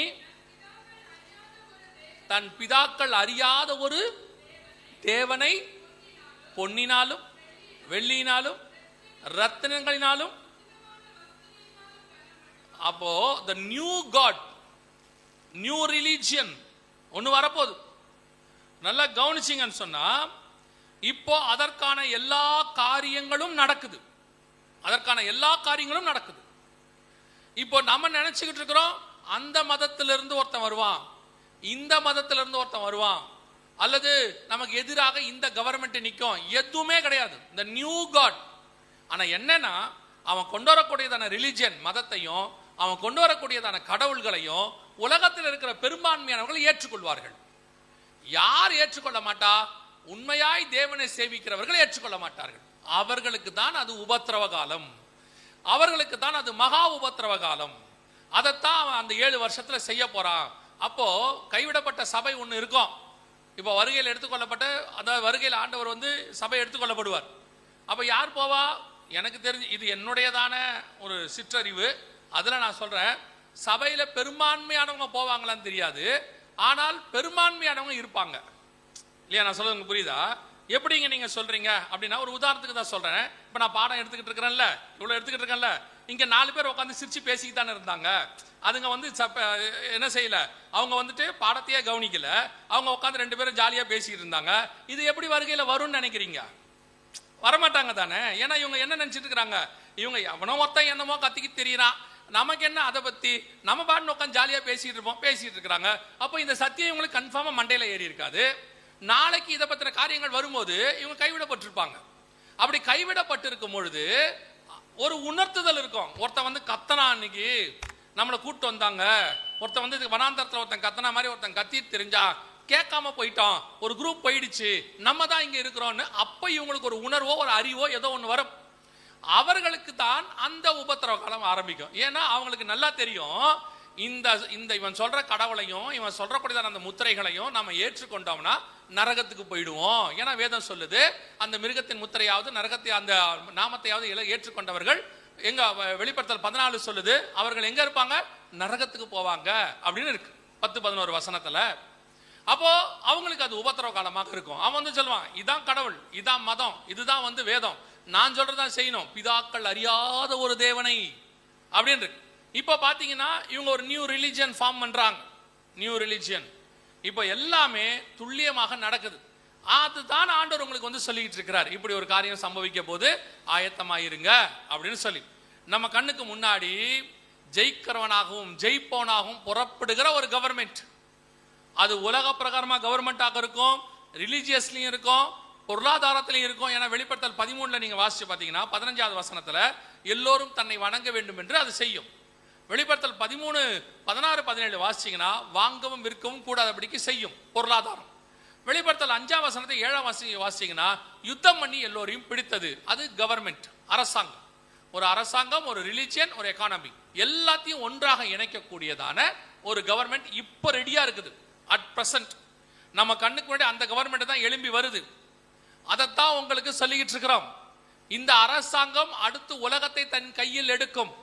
அதை எடுத்து அந்த சர்வாதிகாரி வருவதற்கு முன்பதாக, ஒரு நிமிஷத்துக்கு முன்பதாக உங்களையும் என்னையும் மீட்க வருவேன் என்று இயேசு வாக்கு பண்ணி இருக்கிறார். அல்லேலூயா. இயேசு சொன்ன இத்தனை விஷயங்களும் மிக துல்லியமாய் நடக்குமானால் இவைகள் சம்பவிக்க தொடங்கும் போது உங்கள் மீட்பு சமமாக இருக்கிறது என்று வேதம் சொல்லுது. அதுவும் நடக்கும்.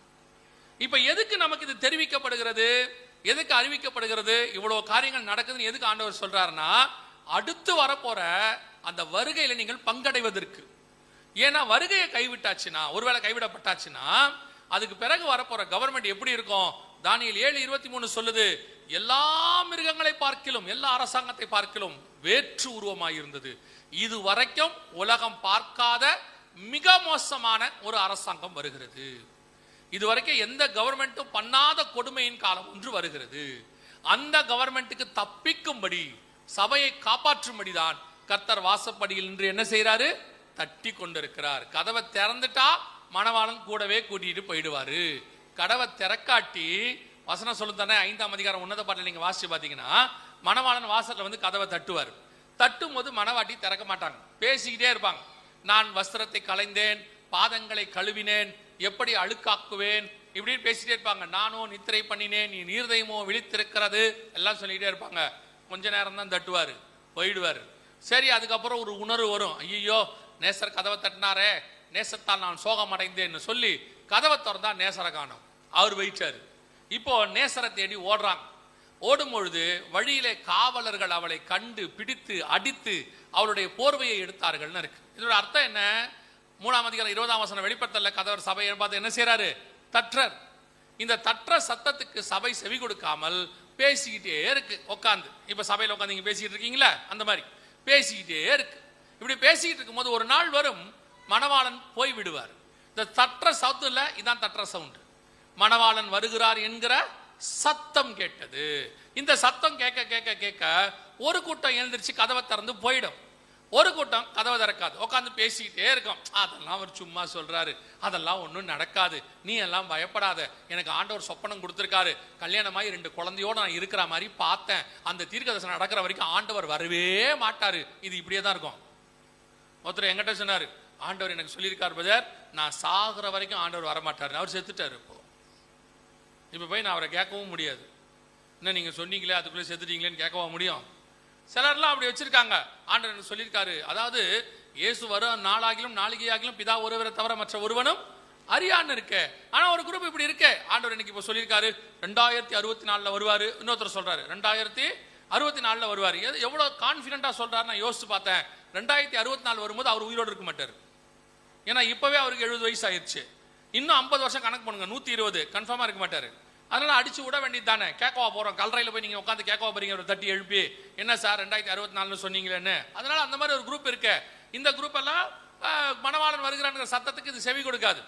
அதே வஸ்திரத்தை களைந்தேன், பாதங்களை கழுவினேன் பேசிக்கிட்டே இருக்கும். ஆனால் உங்களுக்கு எனக்கும் அப்படி அல்ல. இது கர்த்தர் கொடுக்கதான எச்சரிப்பின் சத்தம். இது எதுக்கான சத்தம்னா, 2 நாள் கன்வென்ஷன் வச்சாங்க, ஏதோ செய்தி கொடுத்தாங்க, பைபிள் ஸ்டடி எடுத்தாங்கன்றதுக்கால சபை இந்த நிமிஷம் இது வரைக்கும் நீங்க அப்படிதான் இருப்பீங்க. இன்னும் சொல்றேன், இன்னும் பரிசுத்தம் உள்ளவன் இன்னும் பரிசுத்தமாகட்டும், நீதி செய்கிறவன் இன்னும் நீதி செய்யட்டும். இன்னும் கிறிஸ்துவை சந்திப்பதற்கு எவ்வளவு தூரம் ரெடி ஆகணுமோ அவ்வளவு தூரம் ரெடி ஆகணும். இனிமேல் காலம் செல்லாது. இனி டைம் பாஸ் பண்றதுக்கான நேரம்லாம் இல்லை. இப்போ இனி இருக்கிற தீவட்டிய ரெடி பண்றதுக்கான நேரம் தான் இருக்கு. அந்த அந்த மூட்டை முடிச்ச கட்டிக்கிட்டு அவரோடு கூட, ஏன்னா ஒரு இமை பொழுது ஒரு நிமிஷம், அவ்வளவுதான் டைம் இருக்கு நமக்கு. அது உள்ள எப்படியாவது போய் சேர்ந்துடணும் பாருங்க. ஆனால் இப்பதான் சபை நிர்விசானத்தின் காலத்துல போயிட்டு இருக்குது. இப்பதான் சபை வருகைக்கு மிஸ் பண்ற காலத்துல போயிட்டு இருக்கு. நமக்கு ஃபர்ஸ்ட் செஞ்சுரியில் அப்போஸ்தலர்கள் பாத்தீங்கன்னா ரொம்ப எதிர்பார்ப்போட காத்திருந்தாங்க. அவன் சொல்றாரு 1 கொரிந்தியர் 15 51வது வசனத்துல இருந்து பவுல் சொல்றாரு, உங்களுக்கு தெரிஞ்ச வசனம் தான், இதோ நான் உங்களுக்கு ஒரு ரகசியத்தை சொல்லுகிறேன், நாம் நித்திரை அடைகிறது இல்லை. அப்படிதான் அவர் சொல்றாரு. நாம் எல்லோரும் என்ன பண்றது இல்ல? அப்பனா என்ன அர்த்தம்னா நமக்கு மரணம் வராது, நம்ம இந்த காலத்திலேயே வருகை வந்துடும் எக்ஸ்பெக்ட் பண்றாரு. அவர் சொல்றாரு 1 தெசலோனிக்கேயர் 4:16-17 சொல்றாரு, கிறிஸ்துவுக்குள் மரித்தவர்கள் முதலாவது எழுந்திருப்பார்கள், பின் உயிரோடு இருக்கிற நாமும். அவர் பயங்கர எக்ஸ்பெக்டேஷன், ஐயோ இப்போ வந்துருவார் இயேசு. அதனாலதான் முதல் நூற்றாண்டுல இருந்த பரிசுத்தவான்கள் ஒருத்தர் சந்திக்கும் போது, இப்ப நம்ம ஒருத்தர் பார்த்தோம் பிரைஸ் லார்ட்ங்கிறோம்ல, அவங்க பிரைஸ் லார்ட் சொல்ல மாட்டாங்களாம். ஒருத்தர் சந்திக்கும் போது மாரநாதாம்பாங்களாம். இயேசு வருகிறார், மாரநாதா இயேசு. அதை அவங்க அப்படியே சொல்லிட்டே இருந்தாங்களாம், எதிர்பார்ப்பு காத்திருந்தாங்க. ஆனா இப்ப வர்ற காலம், இப்ப சபை அப்படி இல்லை. சபை இன்னும் எப்படி இருக்கு, இன்னும் நாள் செல்லும். அந்த ஓமையில் அவர் சொல்வார்ல, எஜமான் வர நாள் செல்லும் என்று அவர்கள் குடித்து புசித்து அவங்க என்ன செஞ்சாங்களா, ஜாலியா இருந்தாங்கன்னா நினையாத நாளையில எஜமான் வந்து விட்டார். அதுதான் நமக்கு இப்போ உங்களுக்கு கொடுக்கப்படுகிற இந்த நேரம். இத்தனை வருஷம் நீங்கள் எவ்வளவு கிறிஸ்துவுக்கு முன்பாக உண்மையா ஓடினீங்க, எவ்வளவு கர்த்தருக்கு வைராக்கியமா இருந்தீங்க, எவ்வளவு தியாகம் பண்ணீங்க, எவ்வளவு உங்களை ஒடுக்கிக்கிட்டீங்கன்னு ஆண்டவருக்கு தெரியும். அப்படிப்பட்ட உங்களை கண்டிப்பாய் கொண்டு போக வேண்டும் என்று கர்த்தர் விரும்புகிறார். அதனால தான் உங்களுக்கு வந்து இங்கே இது சொல்லப்படுகிறது. நான் சொல்றேன், அதுக்கு தான் ஆண்டவர் வந்து சொல்றாரு. காரணம் என்னன்னா, ஆண்டவரை பொறுத்த வரைக்கும் ஒரு சமாரிய ஸ்திரீ அவருடைய திட்டத்துல இருந்தா அந்த ஒருத்தரை பார்க்க கர்த்தர் போவார். ஆண்டவருடைய திட்டத்துல ஒரு ஆள் அக்கறையில இருந்தானா அவனை விடுதலையாக்க கர்த்தர் போவார். அது எவ்வளவு பெரிய கிரவுடுங்கிறது கர்த்தர் முக்கியம் இல்ல, தன்னுடைய திட்டத்துக்குள் இருக்கிறவர்கள் எங்கே இருக்கிறார்களோ அங்கே தேவன் தம்முடைய செய்தியை அனுப்புவார். அப்போ உங்களுக்கு வந்து இந்த காரியங்கள் எல்லாம் சொல்லப்படுகிறதுனா என்ன அர்த்தம், நீங்கள் தேவனுடைய திட்டத்துக்கு உட்பட்டவர்களா இருக்கிறபடினால், கர்த்தர் உங்களை வேறு பிரித்து இருக்கிறபடினால், கர்த்தர் உங்களுக்கு சத்தியத்தை தெரிவிக்கிறபடினால், உங்களை கொண்டு போக வேண்டும் என்று விரும்புகிறபடியால் கர்த்தர் உங்களுக்கு சொல்லிட்டு இருக்கிறார். அப்ப இந்த சத்தத்துக்கு நீங்கள் என்ன செய்யணும், செவி சாய்க்கணும். செவி சாய்க்கிறதுனா என்ன, உட்காந்து அப்படியே கேட்கறது இல்ல, கேட்டு அதை ஆயத்தப்படுத்துவதற்கு பயன்படுத்தணும். இனி ஒவ்வொரு நாளும் கிறிஸ்துவை சந்திப்பதற்கு என்ன செய்யணுமோ, கிறிஸ்துவை வரவேற்பதற்கு என்ன செய்யணுமோ அதற்கான காரியங்களை செஞ்சுக்கிட்டே இருக்கணும். ஏன்னா இனி காலம் கண்டிப்பாக செல்லாது. ஆண்டவர் சொன்னபடியே வெள்ள குதிரை நம்முடைய கண்களுக்கு முன்பாக புறப்பட தயாராகி விட்டது. அது கர்த்தர் சொன்னபடி ஜெயிக்கிறவனாகவும் ஜெயிப்பவனாகவும் புறப்படுகிறது. ஒவ்வொரு கோத்திரத்தின் மேலும், ஜாதிகள் மேலும், பாஷைக்காரர் மேலும். ஏற்கனவே ஒரு கண்டம், ஐரோப்பா கண்டம் முழுக்க அவங்க தங்க கண்ட்ரோல்ல எடுத்துட்டாங்க. அடுத்து இப்போ ஆஸ்திரேலியாக்குள்ள நுழையிறாங்க, இப்போ துணை கண்டத்துக்குள்ள நுழையிறாங்க, அடுத்து ஆப்பிரிக்காக்குள்ள ஏற்கனவே பண்ணியிருப்பாங்கன்னு நான் நினைக்கிறேன், தெரியாது, இது வரைக்கும் நான் பார்த்த வரைக்கும் சொல்றேன். இப்படி ஒவ்வொன்றையும் தங்கள் கண்ட்ரோல் அவங்க கொண்டு வந்துகிட்டே இருக்கிறாங்க. ஆண்டவர் சொன்ன அந்திகிறிஸ்துவின் சாம்ராஜ்யம் நம் கண்களுக்கு முன்பாக எழும்பி விட்டது. மிருகம் சமுத்திரத்திலிருந்து எழும்பிருச்சு, அது இனி கட்டி கொள்ளும், ராஜ்யத்தை கட்டி கொள்ளும். அந்த வேலையைத்தான் அது செய்ய போகிறது. இரண்டாவதாக இதே காலகட்டத்தில் இன்னொரு சம்பவம் நடக்கும் என்று ஆண்டவர் சொல்றார். வாசிங்க, வெளிப்படுத்தின விசேஷம் 6ஆம் அதிகாரம் 4வது வசனத்தை வாசி. அப்பொழுது சிவப்பான வேறொரு குதிரை புறப்பட்டது. அதின் மேல் ஏறி இருந்தவனுக்கு பூமியில் உள்ளவர்கள் ஒருவரை ஒருவர் கொலை செய்யத்தக்கதாக சமாதானத்தை பூமியில் இருந்து எடுத்து போடும்படியான அதிகாரம் கொடுக்கப்பட்டது. ஒரு பெரிய பட்டயம் அவனுக்கு கொடுக்கப்பட்டது. இரண்டாவதாக இந்த காலகட்டத்தில் இந்த வெள்ள குதிரை புறப்பட்டது 2012, நல்ல ஞாபகம் வச்சுக்கோங்க. அந்த காலகட்டத்தில் வேதம் தெளிவா சொல்லுது, இன்னொரு மிக முக்கியமான சம்பவம் நடக்கும். என்ன நடக்கும் அப்படின்னு கேட்டீங்கன்னா, சிவப்பு குதிரையின் காலம் நடக்கும் அப்படின்னு சொல்லி பார்க்கிறோம். இந்த சிவப்பு குதிரை என்றால் என்ன, சிவப்பு குதிரை எப்பொழுது வரும், அது ஏற்படுத்தக்கூடிய விளைவுகள் என்ன அப்படிங்கிறத நம்ம படிக்க போறோம். அதுக்கு நம்ம என்ன செய்யணும் அப்படின்னு கேட்டீங்கன்னு சொன்னா, சகரியாவின் புஸ்தகம் 1ஆம் அதிகாரத்துக்கும் சகரியாவின் புஸ்தகம் 6ஆம் அதிகாரத்துக்கும் திருப்பிக் கொள்ளுங்க. இப்போ நம்ம அதில் தான் நாம் கொஞ்சம் என்ன செய்ய போறோம், பார்க்க போகிறோம். முதலாவதாக இந்த சிவப்பு குதிரை எப்பொழுது வரும் அப்படின்னு உங்களுக்கு தெரியணும். வாசிங்க, சகரியாவின் புஸ்தகம் 1ஆம் அதிகாரம் 8வது வசனத்தை வாசிங்க. இதோ இன்று ராத்திரி சிவப்பு குதிரையின் மேல் ஏறி இருந்த ஒரு புருஷனை கண்டேன். அவர் பள்ளத்தாக்கில் இருக்கிற மிருது செடிகளுக்குள்ளே நின்றார். அவருக்கு பின்னாலே சிவப்பும் மங்கின நிறமும் வெண்மையுமான குதிரைகள் இருந்தன. முதலாவதாக சிவப்பு குதிரையினுடைய காலத்தை பார்க்கிறோம். இந்த சிவப்பு குதிரை எப்போ வரும், இந்த சிவப்பு குதிரை என்றால் என்ன, இதை மாத்திரம் நான் ஃபர்ஸ்ட் உங்களுக்கு சொல்லிடுறேன். சிவப்பு குதிரை என்றால் என்ன, இது எப்போ வரும், இது வரக்கூடிய காலகட்டத்தை முதல்ல உங்களுக்கு சொல்றேன். வாசிங்க, அதே 1ஆம் அதிகாரம் சகரியாவின் புஸ்தகம் 1ஆம் அதிகாரம் 12வது வசனத்தை வாசிங்க. அப்பொழுது கர்த்தருடைய தூதன் மறுமொழியாக, சேனைகளின் கர்த்தாவே, இந்த 70 வருஷமாய் நீர் கோபம் கொண்டிருக்கிற எருசலேமின் மேலும் யூதா பட்டணங்களின் மேலும் எந்த மட்டும் இறங்காதிருப்பீர் என்று சொல்ல. நல்லா கவனிங்க, இந்த சம்பவம் எப்ப நடக்குதுன்னா சரியா 70 வருஷம் கழிச்சு நடக்குது. எந்த 70 வருஷம் அப்படின்னு கேட்டிங்கன்னா, நான் ஏற்கனவே உங்களுக்கு சொன்னேன் இல்லையா, ஒரு சம்பவம் 2 காரியமா நடக்கும். ஒரே விஷயம் சொல்லியிருப்பாரு, அது 2 ஹிஸ்டரியில சரித்திரத்துல 2 தடவை நடக்கும் அப்படின்னு சொல்லி பார்த்தோம் இல்லையா. சின்ன கொம்பு 2 தடவை வரும் அப்படின்னு பார்த்தோம். இப்போ இங்க 70 வருஷத்தை நம்ம பார்க்கிறோம். இப்போ இந்த இடத்துல ஒரு 70 வருஷமாக அப்படின்னு சொல்லப்படுது. தரியு அரசாண்ட 2ஆம் வருஷத்திலிருந்து இந்த 70 வருஷமாய் அப்படின்னு அந்த வசனம் சொல்லுது. தரியு அரசாண்ட 2ஆம் வருஷத்துல இந்த தீர்க்க தரிசனம், அப்பதான் இந்த 70 வருஷம் முடியுது. இது முதல்ல உண்மையான 70 வருஷம் என்ன அப்படின்னு கேட்டீங்கன்னா, எருசலேமுக்கு அவங்க சிறைப்பட்டு போகிறாங்க. நீங்க 1ஆம் அதிகாரம் மத்தியில கூட வாசிக்கலாம். எக்கோனியாவும் அவன் சகோதரர்களும் சிறைப்பட்டு போன பின்பு அப்படின்னு இருக்கும். இது எப்ப நடந்துச்சுன்னா சிதேக்கியா ராஜாவின் காலத்துல நடந்துச்சு. கண்கள் குருடாக்கப்பட்டு கையில விலங்கு போட்டு அவர் கூட்டிட்டு போனாங்க. நேபுகாத்நேச்சர் தேவாலயத்தை தீக்கரையாக்கி போனாரு. அதுல இருந்து சரியா 70 வருஷம். இதைத்தான் தானியேல் வாசிக்கிறார் இல்லையா. 10வது அதிகாரத்துல நாங்க இந்த 70 வருஷத்தை குறித்துலாம் தெரிஞ்சுக்க ஆவலா இருந்து அந்த 70 வருஷம் அப்படின்லாம் வாசிக்கிறார். ஸோ இந்த 70 வருஷமாய் அப்படிங்கிறது அவங்க சிறைப்பட்டு போன 70 வருஷத்தை குறிக்கும். அதே நேரத்துல இன்னொரு 70 வருஷம் இருக்கு. அது என்ன 70 வருஷம் அப்படின்னு கேட்டீங்கன்னா, இஸ்ரவேல் ஜனங்கள் 1948 வந்தாங்கன்னு பார்த்தோம் இல்லையா. சரியா அதுல இருந்து 70 வருஷம். அந்த 70 வருஷத்துல தான், அதாவது 2018 நம்ம கணக்குக்கு, அந்த 70 வருஷத்துல தான் அவர்களுக்கு எருசலேம் பட்டணம் திருப்பி தலைநகராக மாறியது. 1948 வந்தாங்க. 2018 எருசலேமை தலைநகராக ட்ரம்ப் அனௌன்ஸ் பண்ணார். இப்போ இந்த சரியா 70 வருஷம் அந்த இடத்துல வசனம் சொல்லுது, எருசலேமின் மேலும் யூதா பட்டணத்தின் மேலும் இந்த 70 வருஷமாய் அப்படின்னு இருக்கு. அப்பனா நம்ம கணக்குக்கு இந்த 2018 இந்த கேள்வி கேட்கப்படுகிறது. சேனைகளின் கர்த்தாவே, எங்க மேல இவ்வளவு கோபமா இருக்கீங்களே, இந்த எருசலேம் மேல யூதா மேல இருக்கிறீங்கன்னு கேட்ட உடனே உங்க புரிதலுக்கு சொல்றேன், 2018 இந்த கேள்வி கேட்கப்படுது. இப்ப கர்த்தர் என்ன சொல்றாரு? அதுக்கு பதில் மறுமொழியாக 15வது வசனம் வாசிங்க. நான் கொஞ்ச கோபம் கொண்டிருந்த போது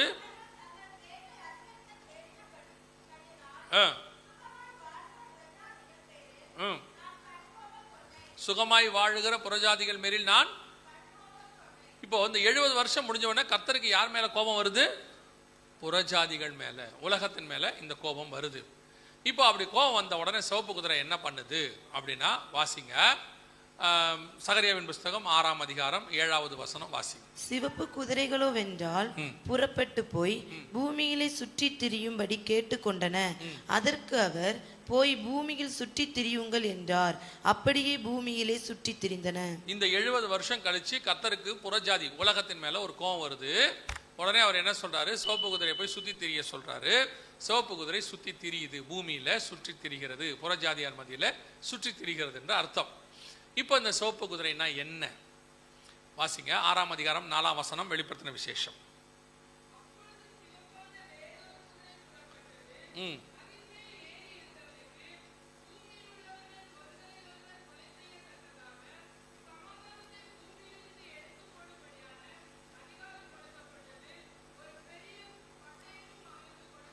சிவப்பு குதிரைகள் பூமியிலே சுற்றி திரிந்தது. இப்ப இங்க வசனம் சொல்லுது, பூமியில் உள்ளவர்கள் ஒருவரை ஒருவர் கொலை செய்யத்தக்கதாக பூமியிலிருந்து சமாதானத்தை எடுத்து போடும்படி இந்த வேலையை தான் அது அங்க செய்து. சகரியா 6:7 பூமியிலே சுற்றி திரியும்படி கேட்டுக்கொண்டன. போய் சுற்றி திரியுங்க. சுற்றி திரியும் போது என்ன செய்யுமா? ஒருவரை ஒருவர் கொலை செய்யத்தக்கதாக அப்படின்னு. அதற்கு அந்த ஒருவரை ஒருவர் கொலை செய்யறதுக்கு அதுக்கு என்ன செய்யப்பட்டதான்? அதுக்கு ஒரு ஆயுதம் கொடுக்கப்படுது. அவனுக்கு ஒரு பெரிய பட்டயமும் கொடுக்கப்பட்டது அப்படின்னு. அப்போ ஒருவரை ஒருவர் கொலை செய்யத்தக்கதாக ஒரு பட்டயத்தை கொடுக்குறாங்க அப்படின்னா, அந்த பட்டயம் என்றால் என்ன? அங்க வில்லுனா என்ன பார்த்தோம்? உடன்படிக்கைன்னு பார்த்தோம். இங்க இவனுக்கு என்ன கொடுக்கப்படுது? ஒரு தூதன் கையில பட்டயம் கொடுக்கப்பட்டால் என்ன வரும்? வாசிங்க 1 நாளாகமத்தின் புஸ்தகம் 21ஆம் அதிகாரம் 12வது வசனம் வாசிங்க. 1 நாளாகமம் 21:12 வாசிங்க. 3 வருஷத்து பஞ்சமோ 3 வருஷத்து பஞ்சமோ அல்லது உன் பகைஞரின் பட்டயம் உன்னை பின்தொடர நீ உன் சத்துருக்களுக்கு முன்பாக முறிந்தோடி போக செய்யும் 3 மாத சங்காரமோ அல்லது 3 நாள் கர்த்தருடைய தூதன் 3 நாள் கர்த்தருடைய தூதன் இஸ்ரவேலுடைய எல்லை எங்கும் சங்காரம் உண்டாகும்படி தேசத்தில் நிற்கும் கர்த்தருடைய பட்டயமாகிய கொள்ளை நோயோ கர்த்தருடைய பட்டயமாகிய கொள்ளை நோயோ. அப்போ இந்த இடத்துல கர்த்தருடைய பட்டயத்துக்கு இன்னொரு பேர் என்ன இருக்குது? ஆனா கர்த்தருடைய பட்டயத்துக்கு இன்னொரு பேரும் இருக்கு. ஆவியின் பட்டயம் என்னது? கர்த்தருடைய வசனம் அப்படின்னு இருக்கு. ஆனா இந்த இடத்துல பாத்தீங்கன்னா அந்த பட்டயத்தை ஆண்டவர் வச்சில்ல, அந்த பட்டயத்தை தூதன் வச்சிருக்கிறான். வாசிங்க அதே 21ஆம் அதிகாரம் 16வது வசனம் வாசிங்க. 16.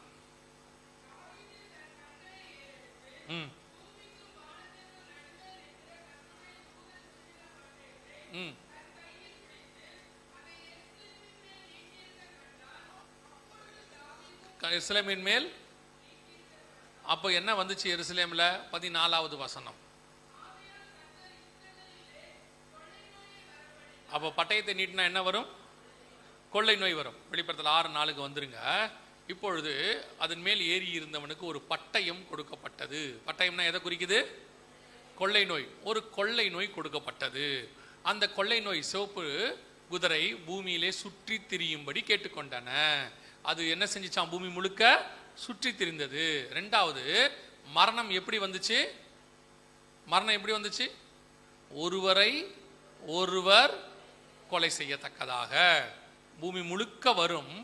ஒருவரை ஒருவர் கொலை செய்யத்தக்கதாய் வரும். அதற்கு ஒரு பட்டயம். அதுக்கு காரணம் ஒரு கொள்ளை நோயாக இருக்கும். இது எப்ப நடக்கும்? 70 வருஷம் இஸ்ரவேல் வந்ததுலேருந்து 70 வருஷம் கழிச்சு இது நடக்கும். சரியாக 2019 ஒரு கொள்ளை நோய் பூமி முழுக்க வந்தது. பர்டிகுலரா அதுல கர்த்தர் கொடுக்கிற வார்த்தை தான் சூப்பரா இருக்கும். ஒருவரை ஒருவர் கொலை செய்யத்தக்கதாக. நீங்க அநேகமா இந்த வார்த்தையை மறந்திருக்க மாட்டீங்கன்னு நினைக்கிறேன். தனித்திரு, விழித்திரு, விலகிரு. ஞாபகம் இருக்கா? குவாரண்டைன் அப்படிங்கிற ஒரு வார்த்தை ஞாபகம் இருக்குதா? இந்த வார்த்தையை ஏன் சொன்னாங்க? தனித்திரு விலகிருன்னு ஏன் சொன்னாங்க? ஞாபகம் இருக்கா? எதனாலன்னா கொரோனா எப்படி பரவுச்சு? ஒருத்தர்ல இருந்து இன்னொருத்தருக்கு பரவுச்சு. அப்படி பரவுவதனால என்ன வந்துச்சு? மரணம் வந்துச்சு. ஒருத்தர்ல இருந்து இன்னொருத்தருக்கு போகும்போது மரணம் வருது. அதனால உலக அரசாங்கம் என்ன சொல்லுச்சுன்னா, இதுல இருந்து தப்பிக்கிறதுக்கு நீங்க என்ன பண்ணணும்? தனித்திரு அப்படின்னாங்க. எல்லாரும் கொஞ்சம் விலகி இருங்க. ஏன்னா இது பரவுறது மட்டுமே எது வழியா தான் பரவுது? ஒரு மனுஷன்ல இருந்து இன்னொரு மனுஷனுக்கு. காத்து வழியாகவோ தண்ணி வழியாகவோ வேற எப்படியும் அது என்ன செய்யல, பரவல. உங்களுக்கு தெரியும் நினைக்கிறேன். கொள்ளை நோய் சிலது வந்து பரவக்கூடியது இருக்குது. இப்போ வைரல் ஃபீவர் அப்படின்னு நம்ம சொல்றோம். அது பரவும். ஆனால் சிலது மரணம் கொண்டு வராது, சிலது மரணத்தை கொண்டு வரும். சிலது பரவாது. இப்போ கேன்சர் இருக்கு, அதெல்லாம் என்ன செய்யாது, பரவாது, ஆனால் மரணத்தை கொண்டு வரும். இப்படி கொள்ளை நோய் டிஃபரெண்ட் இருக்கு. அதே மாதிரி சில கொள்ளை நோய் சில மாவட்டத்தில் மட்டும் வரும், சிலது மாநிலத்தில் மட்டும் வரும், சிலது ஒரு சில நாட்டில் மட்டும் வரும். ஆனால் உலகம் முழுக்க பூமி முழுவதும் இப்படி ஒரு கொள்ளை நோய் இஸ்ரவேல் ஜனங்கள் வந்த பிறகு 1948க்கு பிறகு சரியா 70 வருஷம் முடிஞ்சு ஒரு கொள்ளை நோய் வந்துச்சு. எருசலேம் தலைநகர் ஆன பிறகு இது நடந்துச்சு. இப்போ இந்த கோபம், தேவனுடைய கோபம் உலகம் முழுக்க பற்றி எரிஞ்சிச்சு. எல்லார் மேலும் ஏறக்குறைய 185 நாடுகளுக்கு மேல இது நடந்துச்சு. கர்த்தர் சொன்னபடியே மிக துல்லியமாய் ஒரு கொள்ளை நோய் கொலை செய்யத்தக்கதாக பூமி முழுக்க வந்துச்சு. இந்த கொள்ளை நோயை பத்தி தான் வெளிப்படுத்தின விசேஷம் 6ஆம் அதிகாரம் 4வது வசனத்துல கர்த்தர் எழுதுறார். இது மட்டும் இல்ல, அந்த இடத்துல ஆண்டவர் சொல்றாரு, பூமியிலிருந்து சமாதானத்தை எடுத்து போடும்படியான அதிகாரம் அதற்கு கொடுக்கப்பட்டது. இப்ப நல்லா கவனிச்சு பாத்தீங்கன்னா, இந்த கொள்ளை நோய் பூமியிலிருந்து என்னைக்கு கொரோனா வந்துச்சோ அன்னையிலிருந்து இன்னைய வரைக்கும் 2026 வரைக்கும் பூமியிலே சமாதானம் கிடையாது. அடுத்து அடுத்து அடுத்து வந்துகிட்டே இருக்கு. ஒரு கொள்ளை நோய் வந்துச்சு, அடுத்து ஒரு பஞ்சம் வந்துச்சு, அதுக்கு அடுத்து இப்போ ஒரு யுத்தம் வந்திருக்கு. அடுத்து இயேசு சொன்ன பஞ்சங்கள், கொள்ளை நோய்கள், யுத்தங்கள் எல்லாமே அடுத்தடுத்து நடக்குது. அதோட முடிஞ்சிச்சு. ஆண்டவர் சொன்ன எல்லா காரியங்களும் அடுத்தடுத்து நடக்குது. இதுல பெரிய ஒரு மிக முக்கியமான ஒரு விஷயம் என்ன அப்படின்னு கேட்டீங்கன்னா, இந்த கொள்ளை நோய் வந்துச்சு இல்லையா, இந்த கொள்ளை நோயை பத்தி வேதம் மிக தெளிவாக ஒரு காரியத்தை நமக்கு நிறைய சொல்லி வச்சிருக்காரு. சகரியாவின் புஸ்தகத்துல நீங்க தியானிக்கும் போது ரொம்ப அழகா நிறைய ஆண்டவர் சொல்லி வச்சிருக்காரு. ஆனா அதுல ஒரு விசேஷம் என்னன்னு கேட்டீங்கன்னா, உங்க எல்லாருக்கும் தெரியும், இந்த கொரோனா வந்தது இல்லையா, கொரோனாவுடையதான எமர்ஜென்சி பீரியட் அப்படின்னு சொல்லுவாங்க. அதாவது அவசர நிலை. எவ்வளோ காலம் அப்படின்னு சொல்லி நீங்க பாத்தீங்கன்னு சொன்னா, இது அதுலயா இருக்கு நல்லா கவனிச்சிங்கன்னா இது கொரோனாவுடைய அவசர நிலை. இங்கே இருக்கு பாருங்க, இது கொடுத்துருக்குறாங்க. எவ்வளோ காலம் அப்படிங்கிறது இது வந்து WHO வேர்ல்டு ஹெல்த் ஆர்கனைசேஷன், அவங்க உலக சுகாதார மையம் அவங்க சொன்னது. எவ்வளோ காலம் அப்படின்னு பார்த்தீங்கன்னா இங்கே இருக்கு பாருங்க, இந்த இடத்துல போட்டிருக்கு 2019 டிசம்பரில் ஆரம்பிச்சிச்சு. இங்கே இருக்கு பாருங்க, ஆரம்பிச்சு 2023 மேக்கு வரைக்கும் இருந்துச்சு. ended in May 2023. இங்க இருக்கு பாருங்க, symptom began with outbreak in China in December 2019. began ஆரம்பிச்சது, முடிஞ்சது ended with May 2023. அதோட அர்த்தம் என்ன தெரியுமா? ஏன் இவ்வளவு தெளிவா உங்களுக்கு அதை காட்டுறேன்னா, சரியா 3 வருஷம் 6 மாசம் 3.5 வருஷம் இந்த உபத்திரவம், கொரோனாவுடைய அந்த உபத்திரவ காலம், சாரி மன்னிக்கிறோம், கொரோனாவுடையதான பாதிப்பு காலம் எவ்வளோன்னு பார்த்தீங்கன்னா சரியா 3.5 வருஷம். இந்த 3.5 வருஷம் கணக்குங்கிறது பைபிள் கணக்கு, நமக்கு பிப்ளிக்கலி உள்ளது. பைபிளில் உங்களுக்கு சொன்ன ஏற்கனவே 1 வாரம் அளவும் அவர் அந்த வாரம் பாதி சென்ற பின்பு 42 மாதம் அளவும் யுத்தம் பண்ணும்படி வெளிப்படுத்தல் 12 இருக்குது. ஸ்திரீயானவள் வனாந்தரத்திற்கு 1260 நாள் அளவும் ஓடி போனால், ஸ்திரீயானவள் ஒரு காலமும் அரை காலமும் பறந்து போனால், எல்லாம் 3 அத்தனையும் பார்த்தீங்கன்னா 3.5 வருஷம். அதே மாதிரி நம்முடைய காலத்திலும் ஒரு 3.5 வருஷம் நடந்திருக்குது. ஒரு மிகப்பெரிய கொள்ளை நோய் வந்திருக்கு, பூமி முழுக்க மிகப்பெரிய மரணத்தை கொண்டு வந்திருக்கு. எவ்வளோ பெரிய மரணம்னு கேட்டிங்கன்னா 2 கோடி பேர் செத்து போயிருக்கிறாங்க. இது உலக சுகாதார மையத்தினுடைய கணக்கு. 2 கோடி பேர்னு அவங்க சொல்லியிருக்காங்க கொரோனாவில் மரிச்சது. ஆனால் ஒரு ஆய்வு சொல்லுது அதை விட 8 மடங்கு நடந்திருக்குன்னு. ஏன்னா பல நாடுகள் இன்னும் கணக்கு என்ன செய்யல, கொடுக்கல. சைனாலாம் கணக்கே கொடுக்கல. அவங்க என்ன சொல்றாங்கன்னா மொத்த கணக்கு படி பார்த்தா இன்னும் ஒரு 8 மடங்கு நிறைய நடந்திருக்கும். ஆனால் உண்மையை சொல்லணும்னா கணக்கின்படி ஐநா சொன்னது 2 கோடி பேர். யோசிச்சு பாருங்க, 2 கோடி பேர் செத்துருக்காங்க. இப்போ நினிவேல 1,20,000 பேர் இருந்தாங்க. கர்த்தர் என்ன சொன்னாரு? அவர்களுக்காக அவர் என்ன பண்ணாரு? பரிதவிச்சாரு, மனஸ்தாபப்பட்டாரு. ஐயோ இவங்களை கொல்லணுமே. எனக்கு அதை விட இன்னும் ஆச்சரியமா என்ன இருக்குன்னா, ஆகாப்பு எல்லா பாவத்தையும் செஞ்சிருவான், போய் ஆண்டவர்கிட்ட மன்னிப்பு கேட்டுருவான். மன்னிப்பு கேட்டு அழுவான். அழுதுன உடனே இவர் என்ன சொல்வாரு? ஆகாப் தன்னை தாழ்த்தினதை கண்டாயோ. அப்படின்னா என்ன அர்த்தம்? தன்னை தாழ்த்திட்ட ஒரு ஆத்மா சாகிறத கூட கர்த்தர் என்ன செய்யல, விரும்பல. இப்ப கேட்கிறாரு, 1,20,000 பேர் இருக்காங்கப்பா நினிவேல அப்படிங்கிறாரு. ஒரு 1,20,000 பேருக்கு கர்த்தர் பரிதவிக்கிறவராய் இருப்பாரானால், நம்ம காலத்துல 2 கோடி பேர் செத்துருக்கிறாங்க. நமக்கு வேணா 800 கோடியில 2 கோடி சிம்பிளா தெரியும். ஆனா ஆண்டவர் நேற்றும் இன்றும் என்றும் மாறாதவர். அன்னைக்கு எப்படி 1,20,000 பேருக்கு அவர் பரிதவிச்சாரோ அதே மாதிரி தான் கர்த்தர் இன்னைக்கும் 2 கோடி பேருக்கு என்னவா இருப்பாரு? பரிதவிச்சிருப்பாரு. ஏன்னா அவர்கிட்ட மாற்றம் இல்லை. ஏன்னா அந்த 2 கோடி ஆத்மாவை அவர் உருவாக்குனது. யோசிச்சு பாருங்க. அப்ப இந்த 2 கோடி பேர் சாக போறாங்கன்னு சொன்னா அவர் எவ்வளவு பரிதவிச்சிருப்பாரு? அப்ப நினிவேக்கு சொன்ன தேவன், முன்னறிவித்த தேவன், அவங்களை காப்பாற்றணும்னு விரும்பின தேவன், இந்த 2 கோடி பேரையும் காப்பாற்றணும்னு விரும்பியிருப்பார மாட்டாரா? விரும்பியிருப்பார மாட்டாரா? ஏன்னா அவர் மாறாதவர். கண்டிப்பா விரும்பியிருப்பார். ஆனா அதுக்கான காரியங்கள்லாம் ஆண்டவர் செஞ்சார். ஒரே ஒரு வீடியோ மட்டும் நீங்க பாருங்க, நம்ம இதோட முடிக்கலாம். இதோட தொடர்ச்சியா தான் சொன்னேன். நாளை தினத்துல நாம ஈவினிங்ல என்ன செய்ய போறோம்? இதோட தொடர்ச்சியை நாம பார்க்க போறோம். இந்த பாருங்க, இது 2018 வந்ததான ஒரு வீடியோ.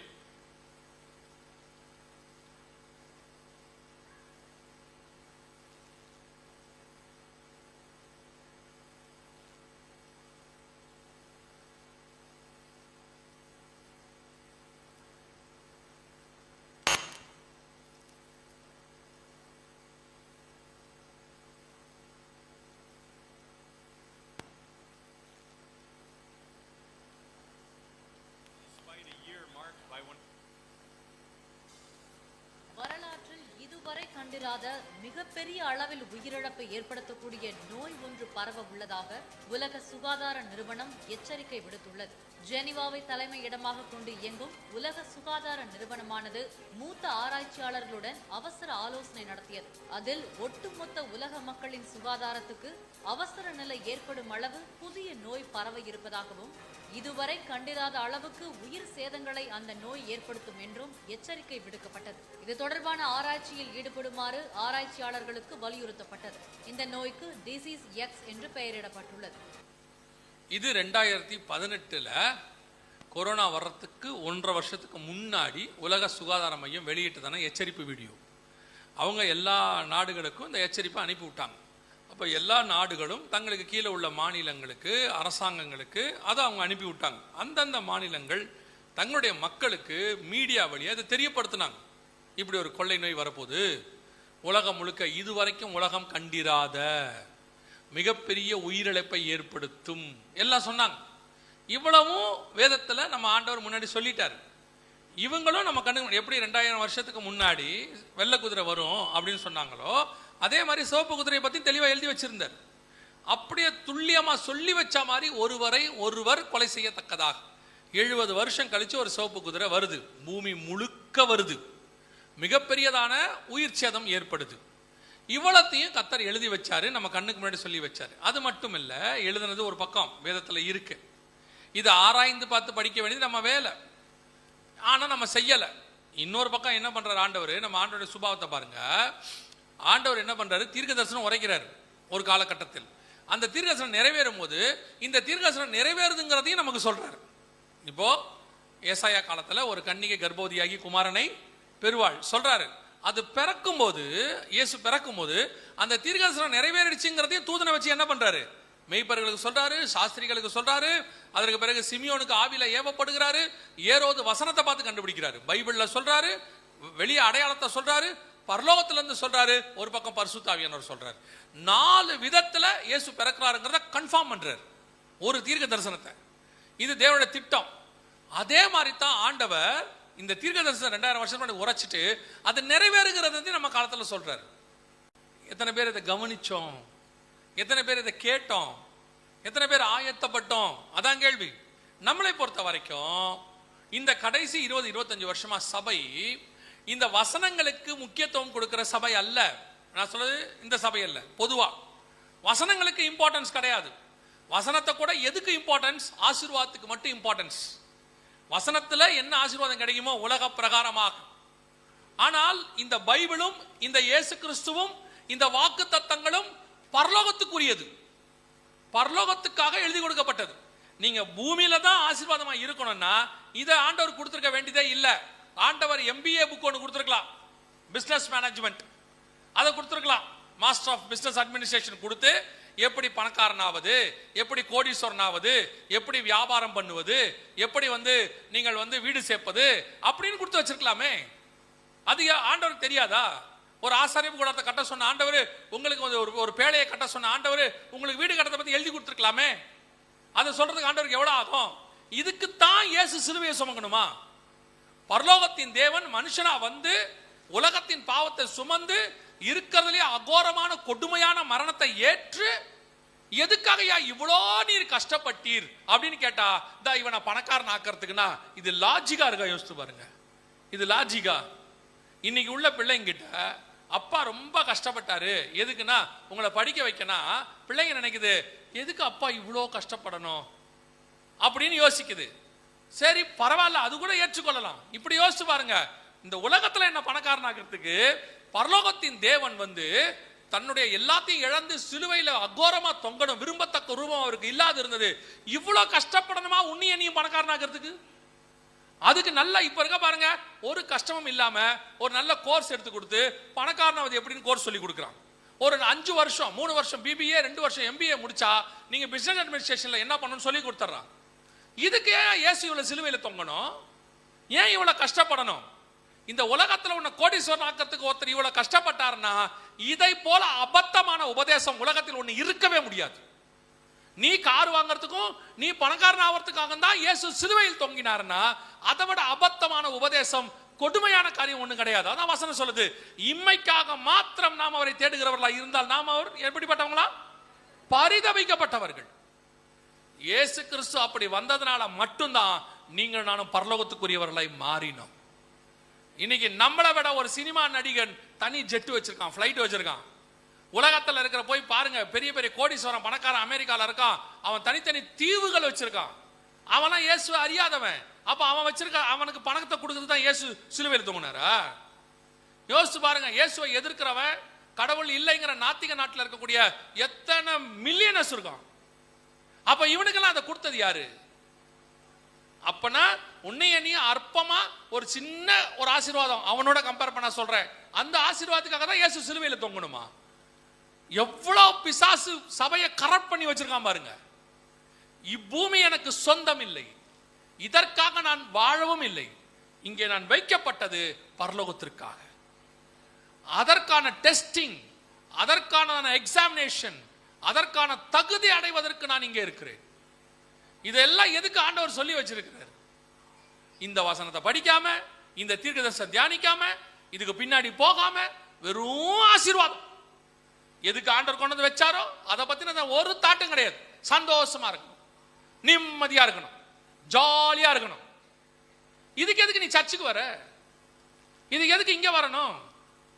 உங்களை விட உலகத்தான் சந்தோஷமா இருக்கான். உலக பிரகாரமா நீங்க எந்த நினைக்கிறீங்களோ அந்த சந்தோஷத்துல உலகத்தா இருக்கா நல்லா. இயேசு அறியாதவன்.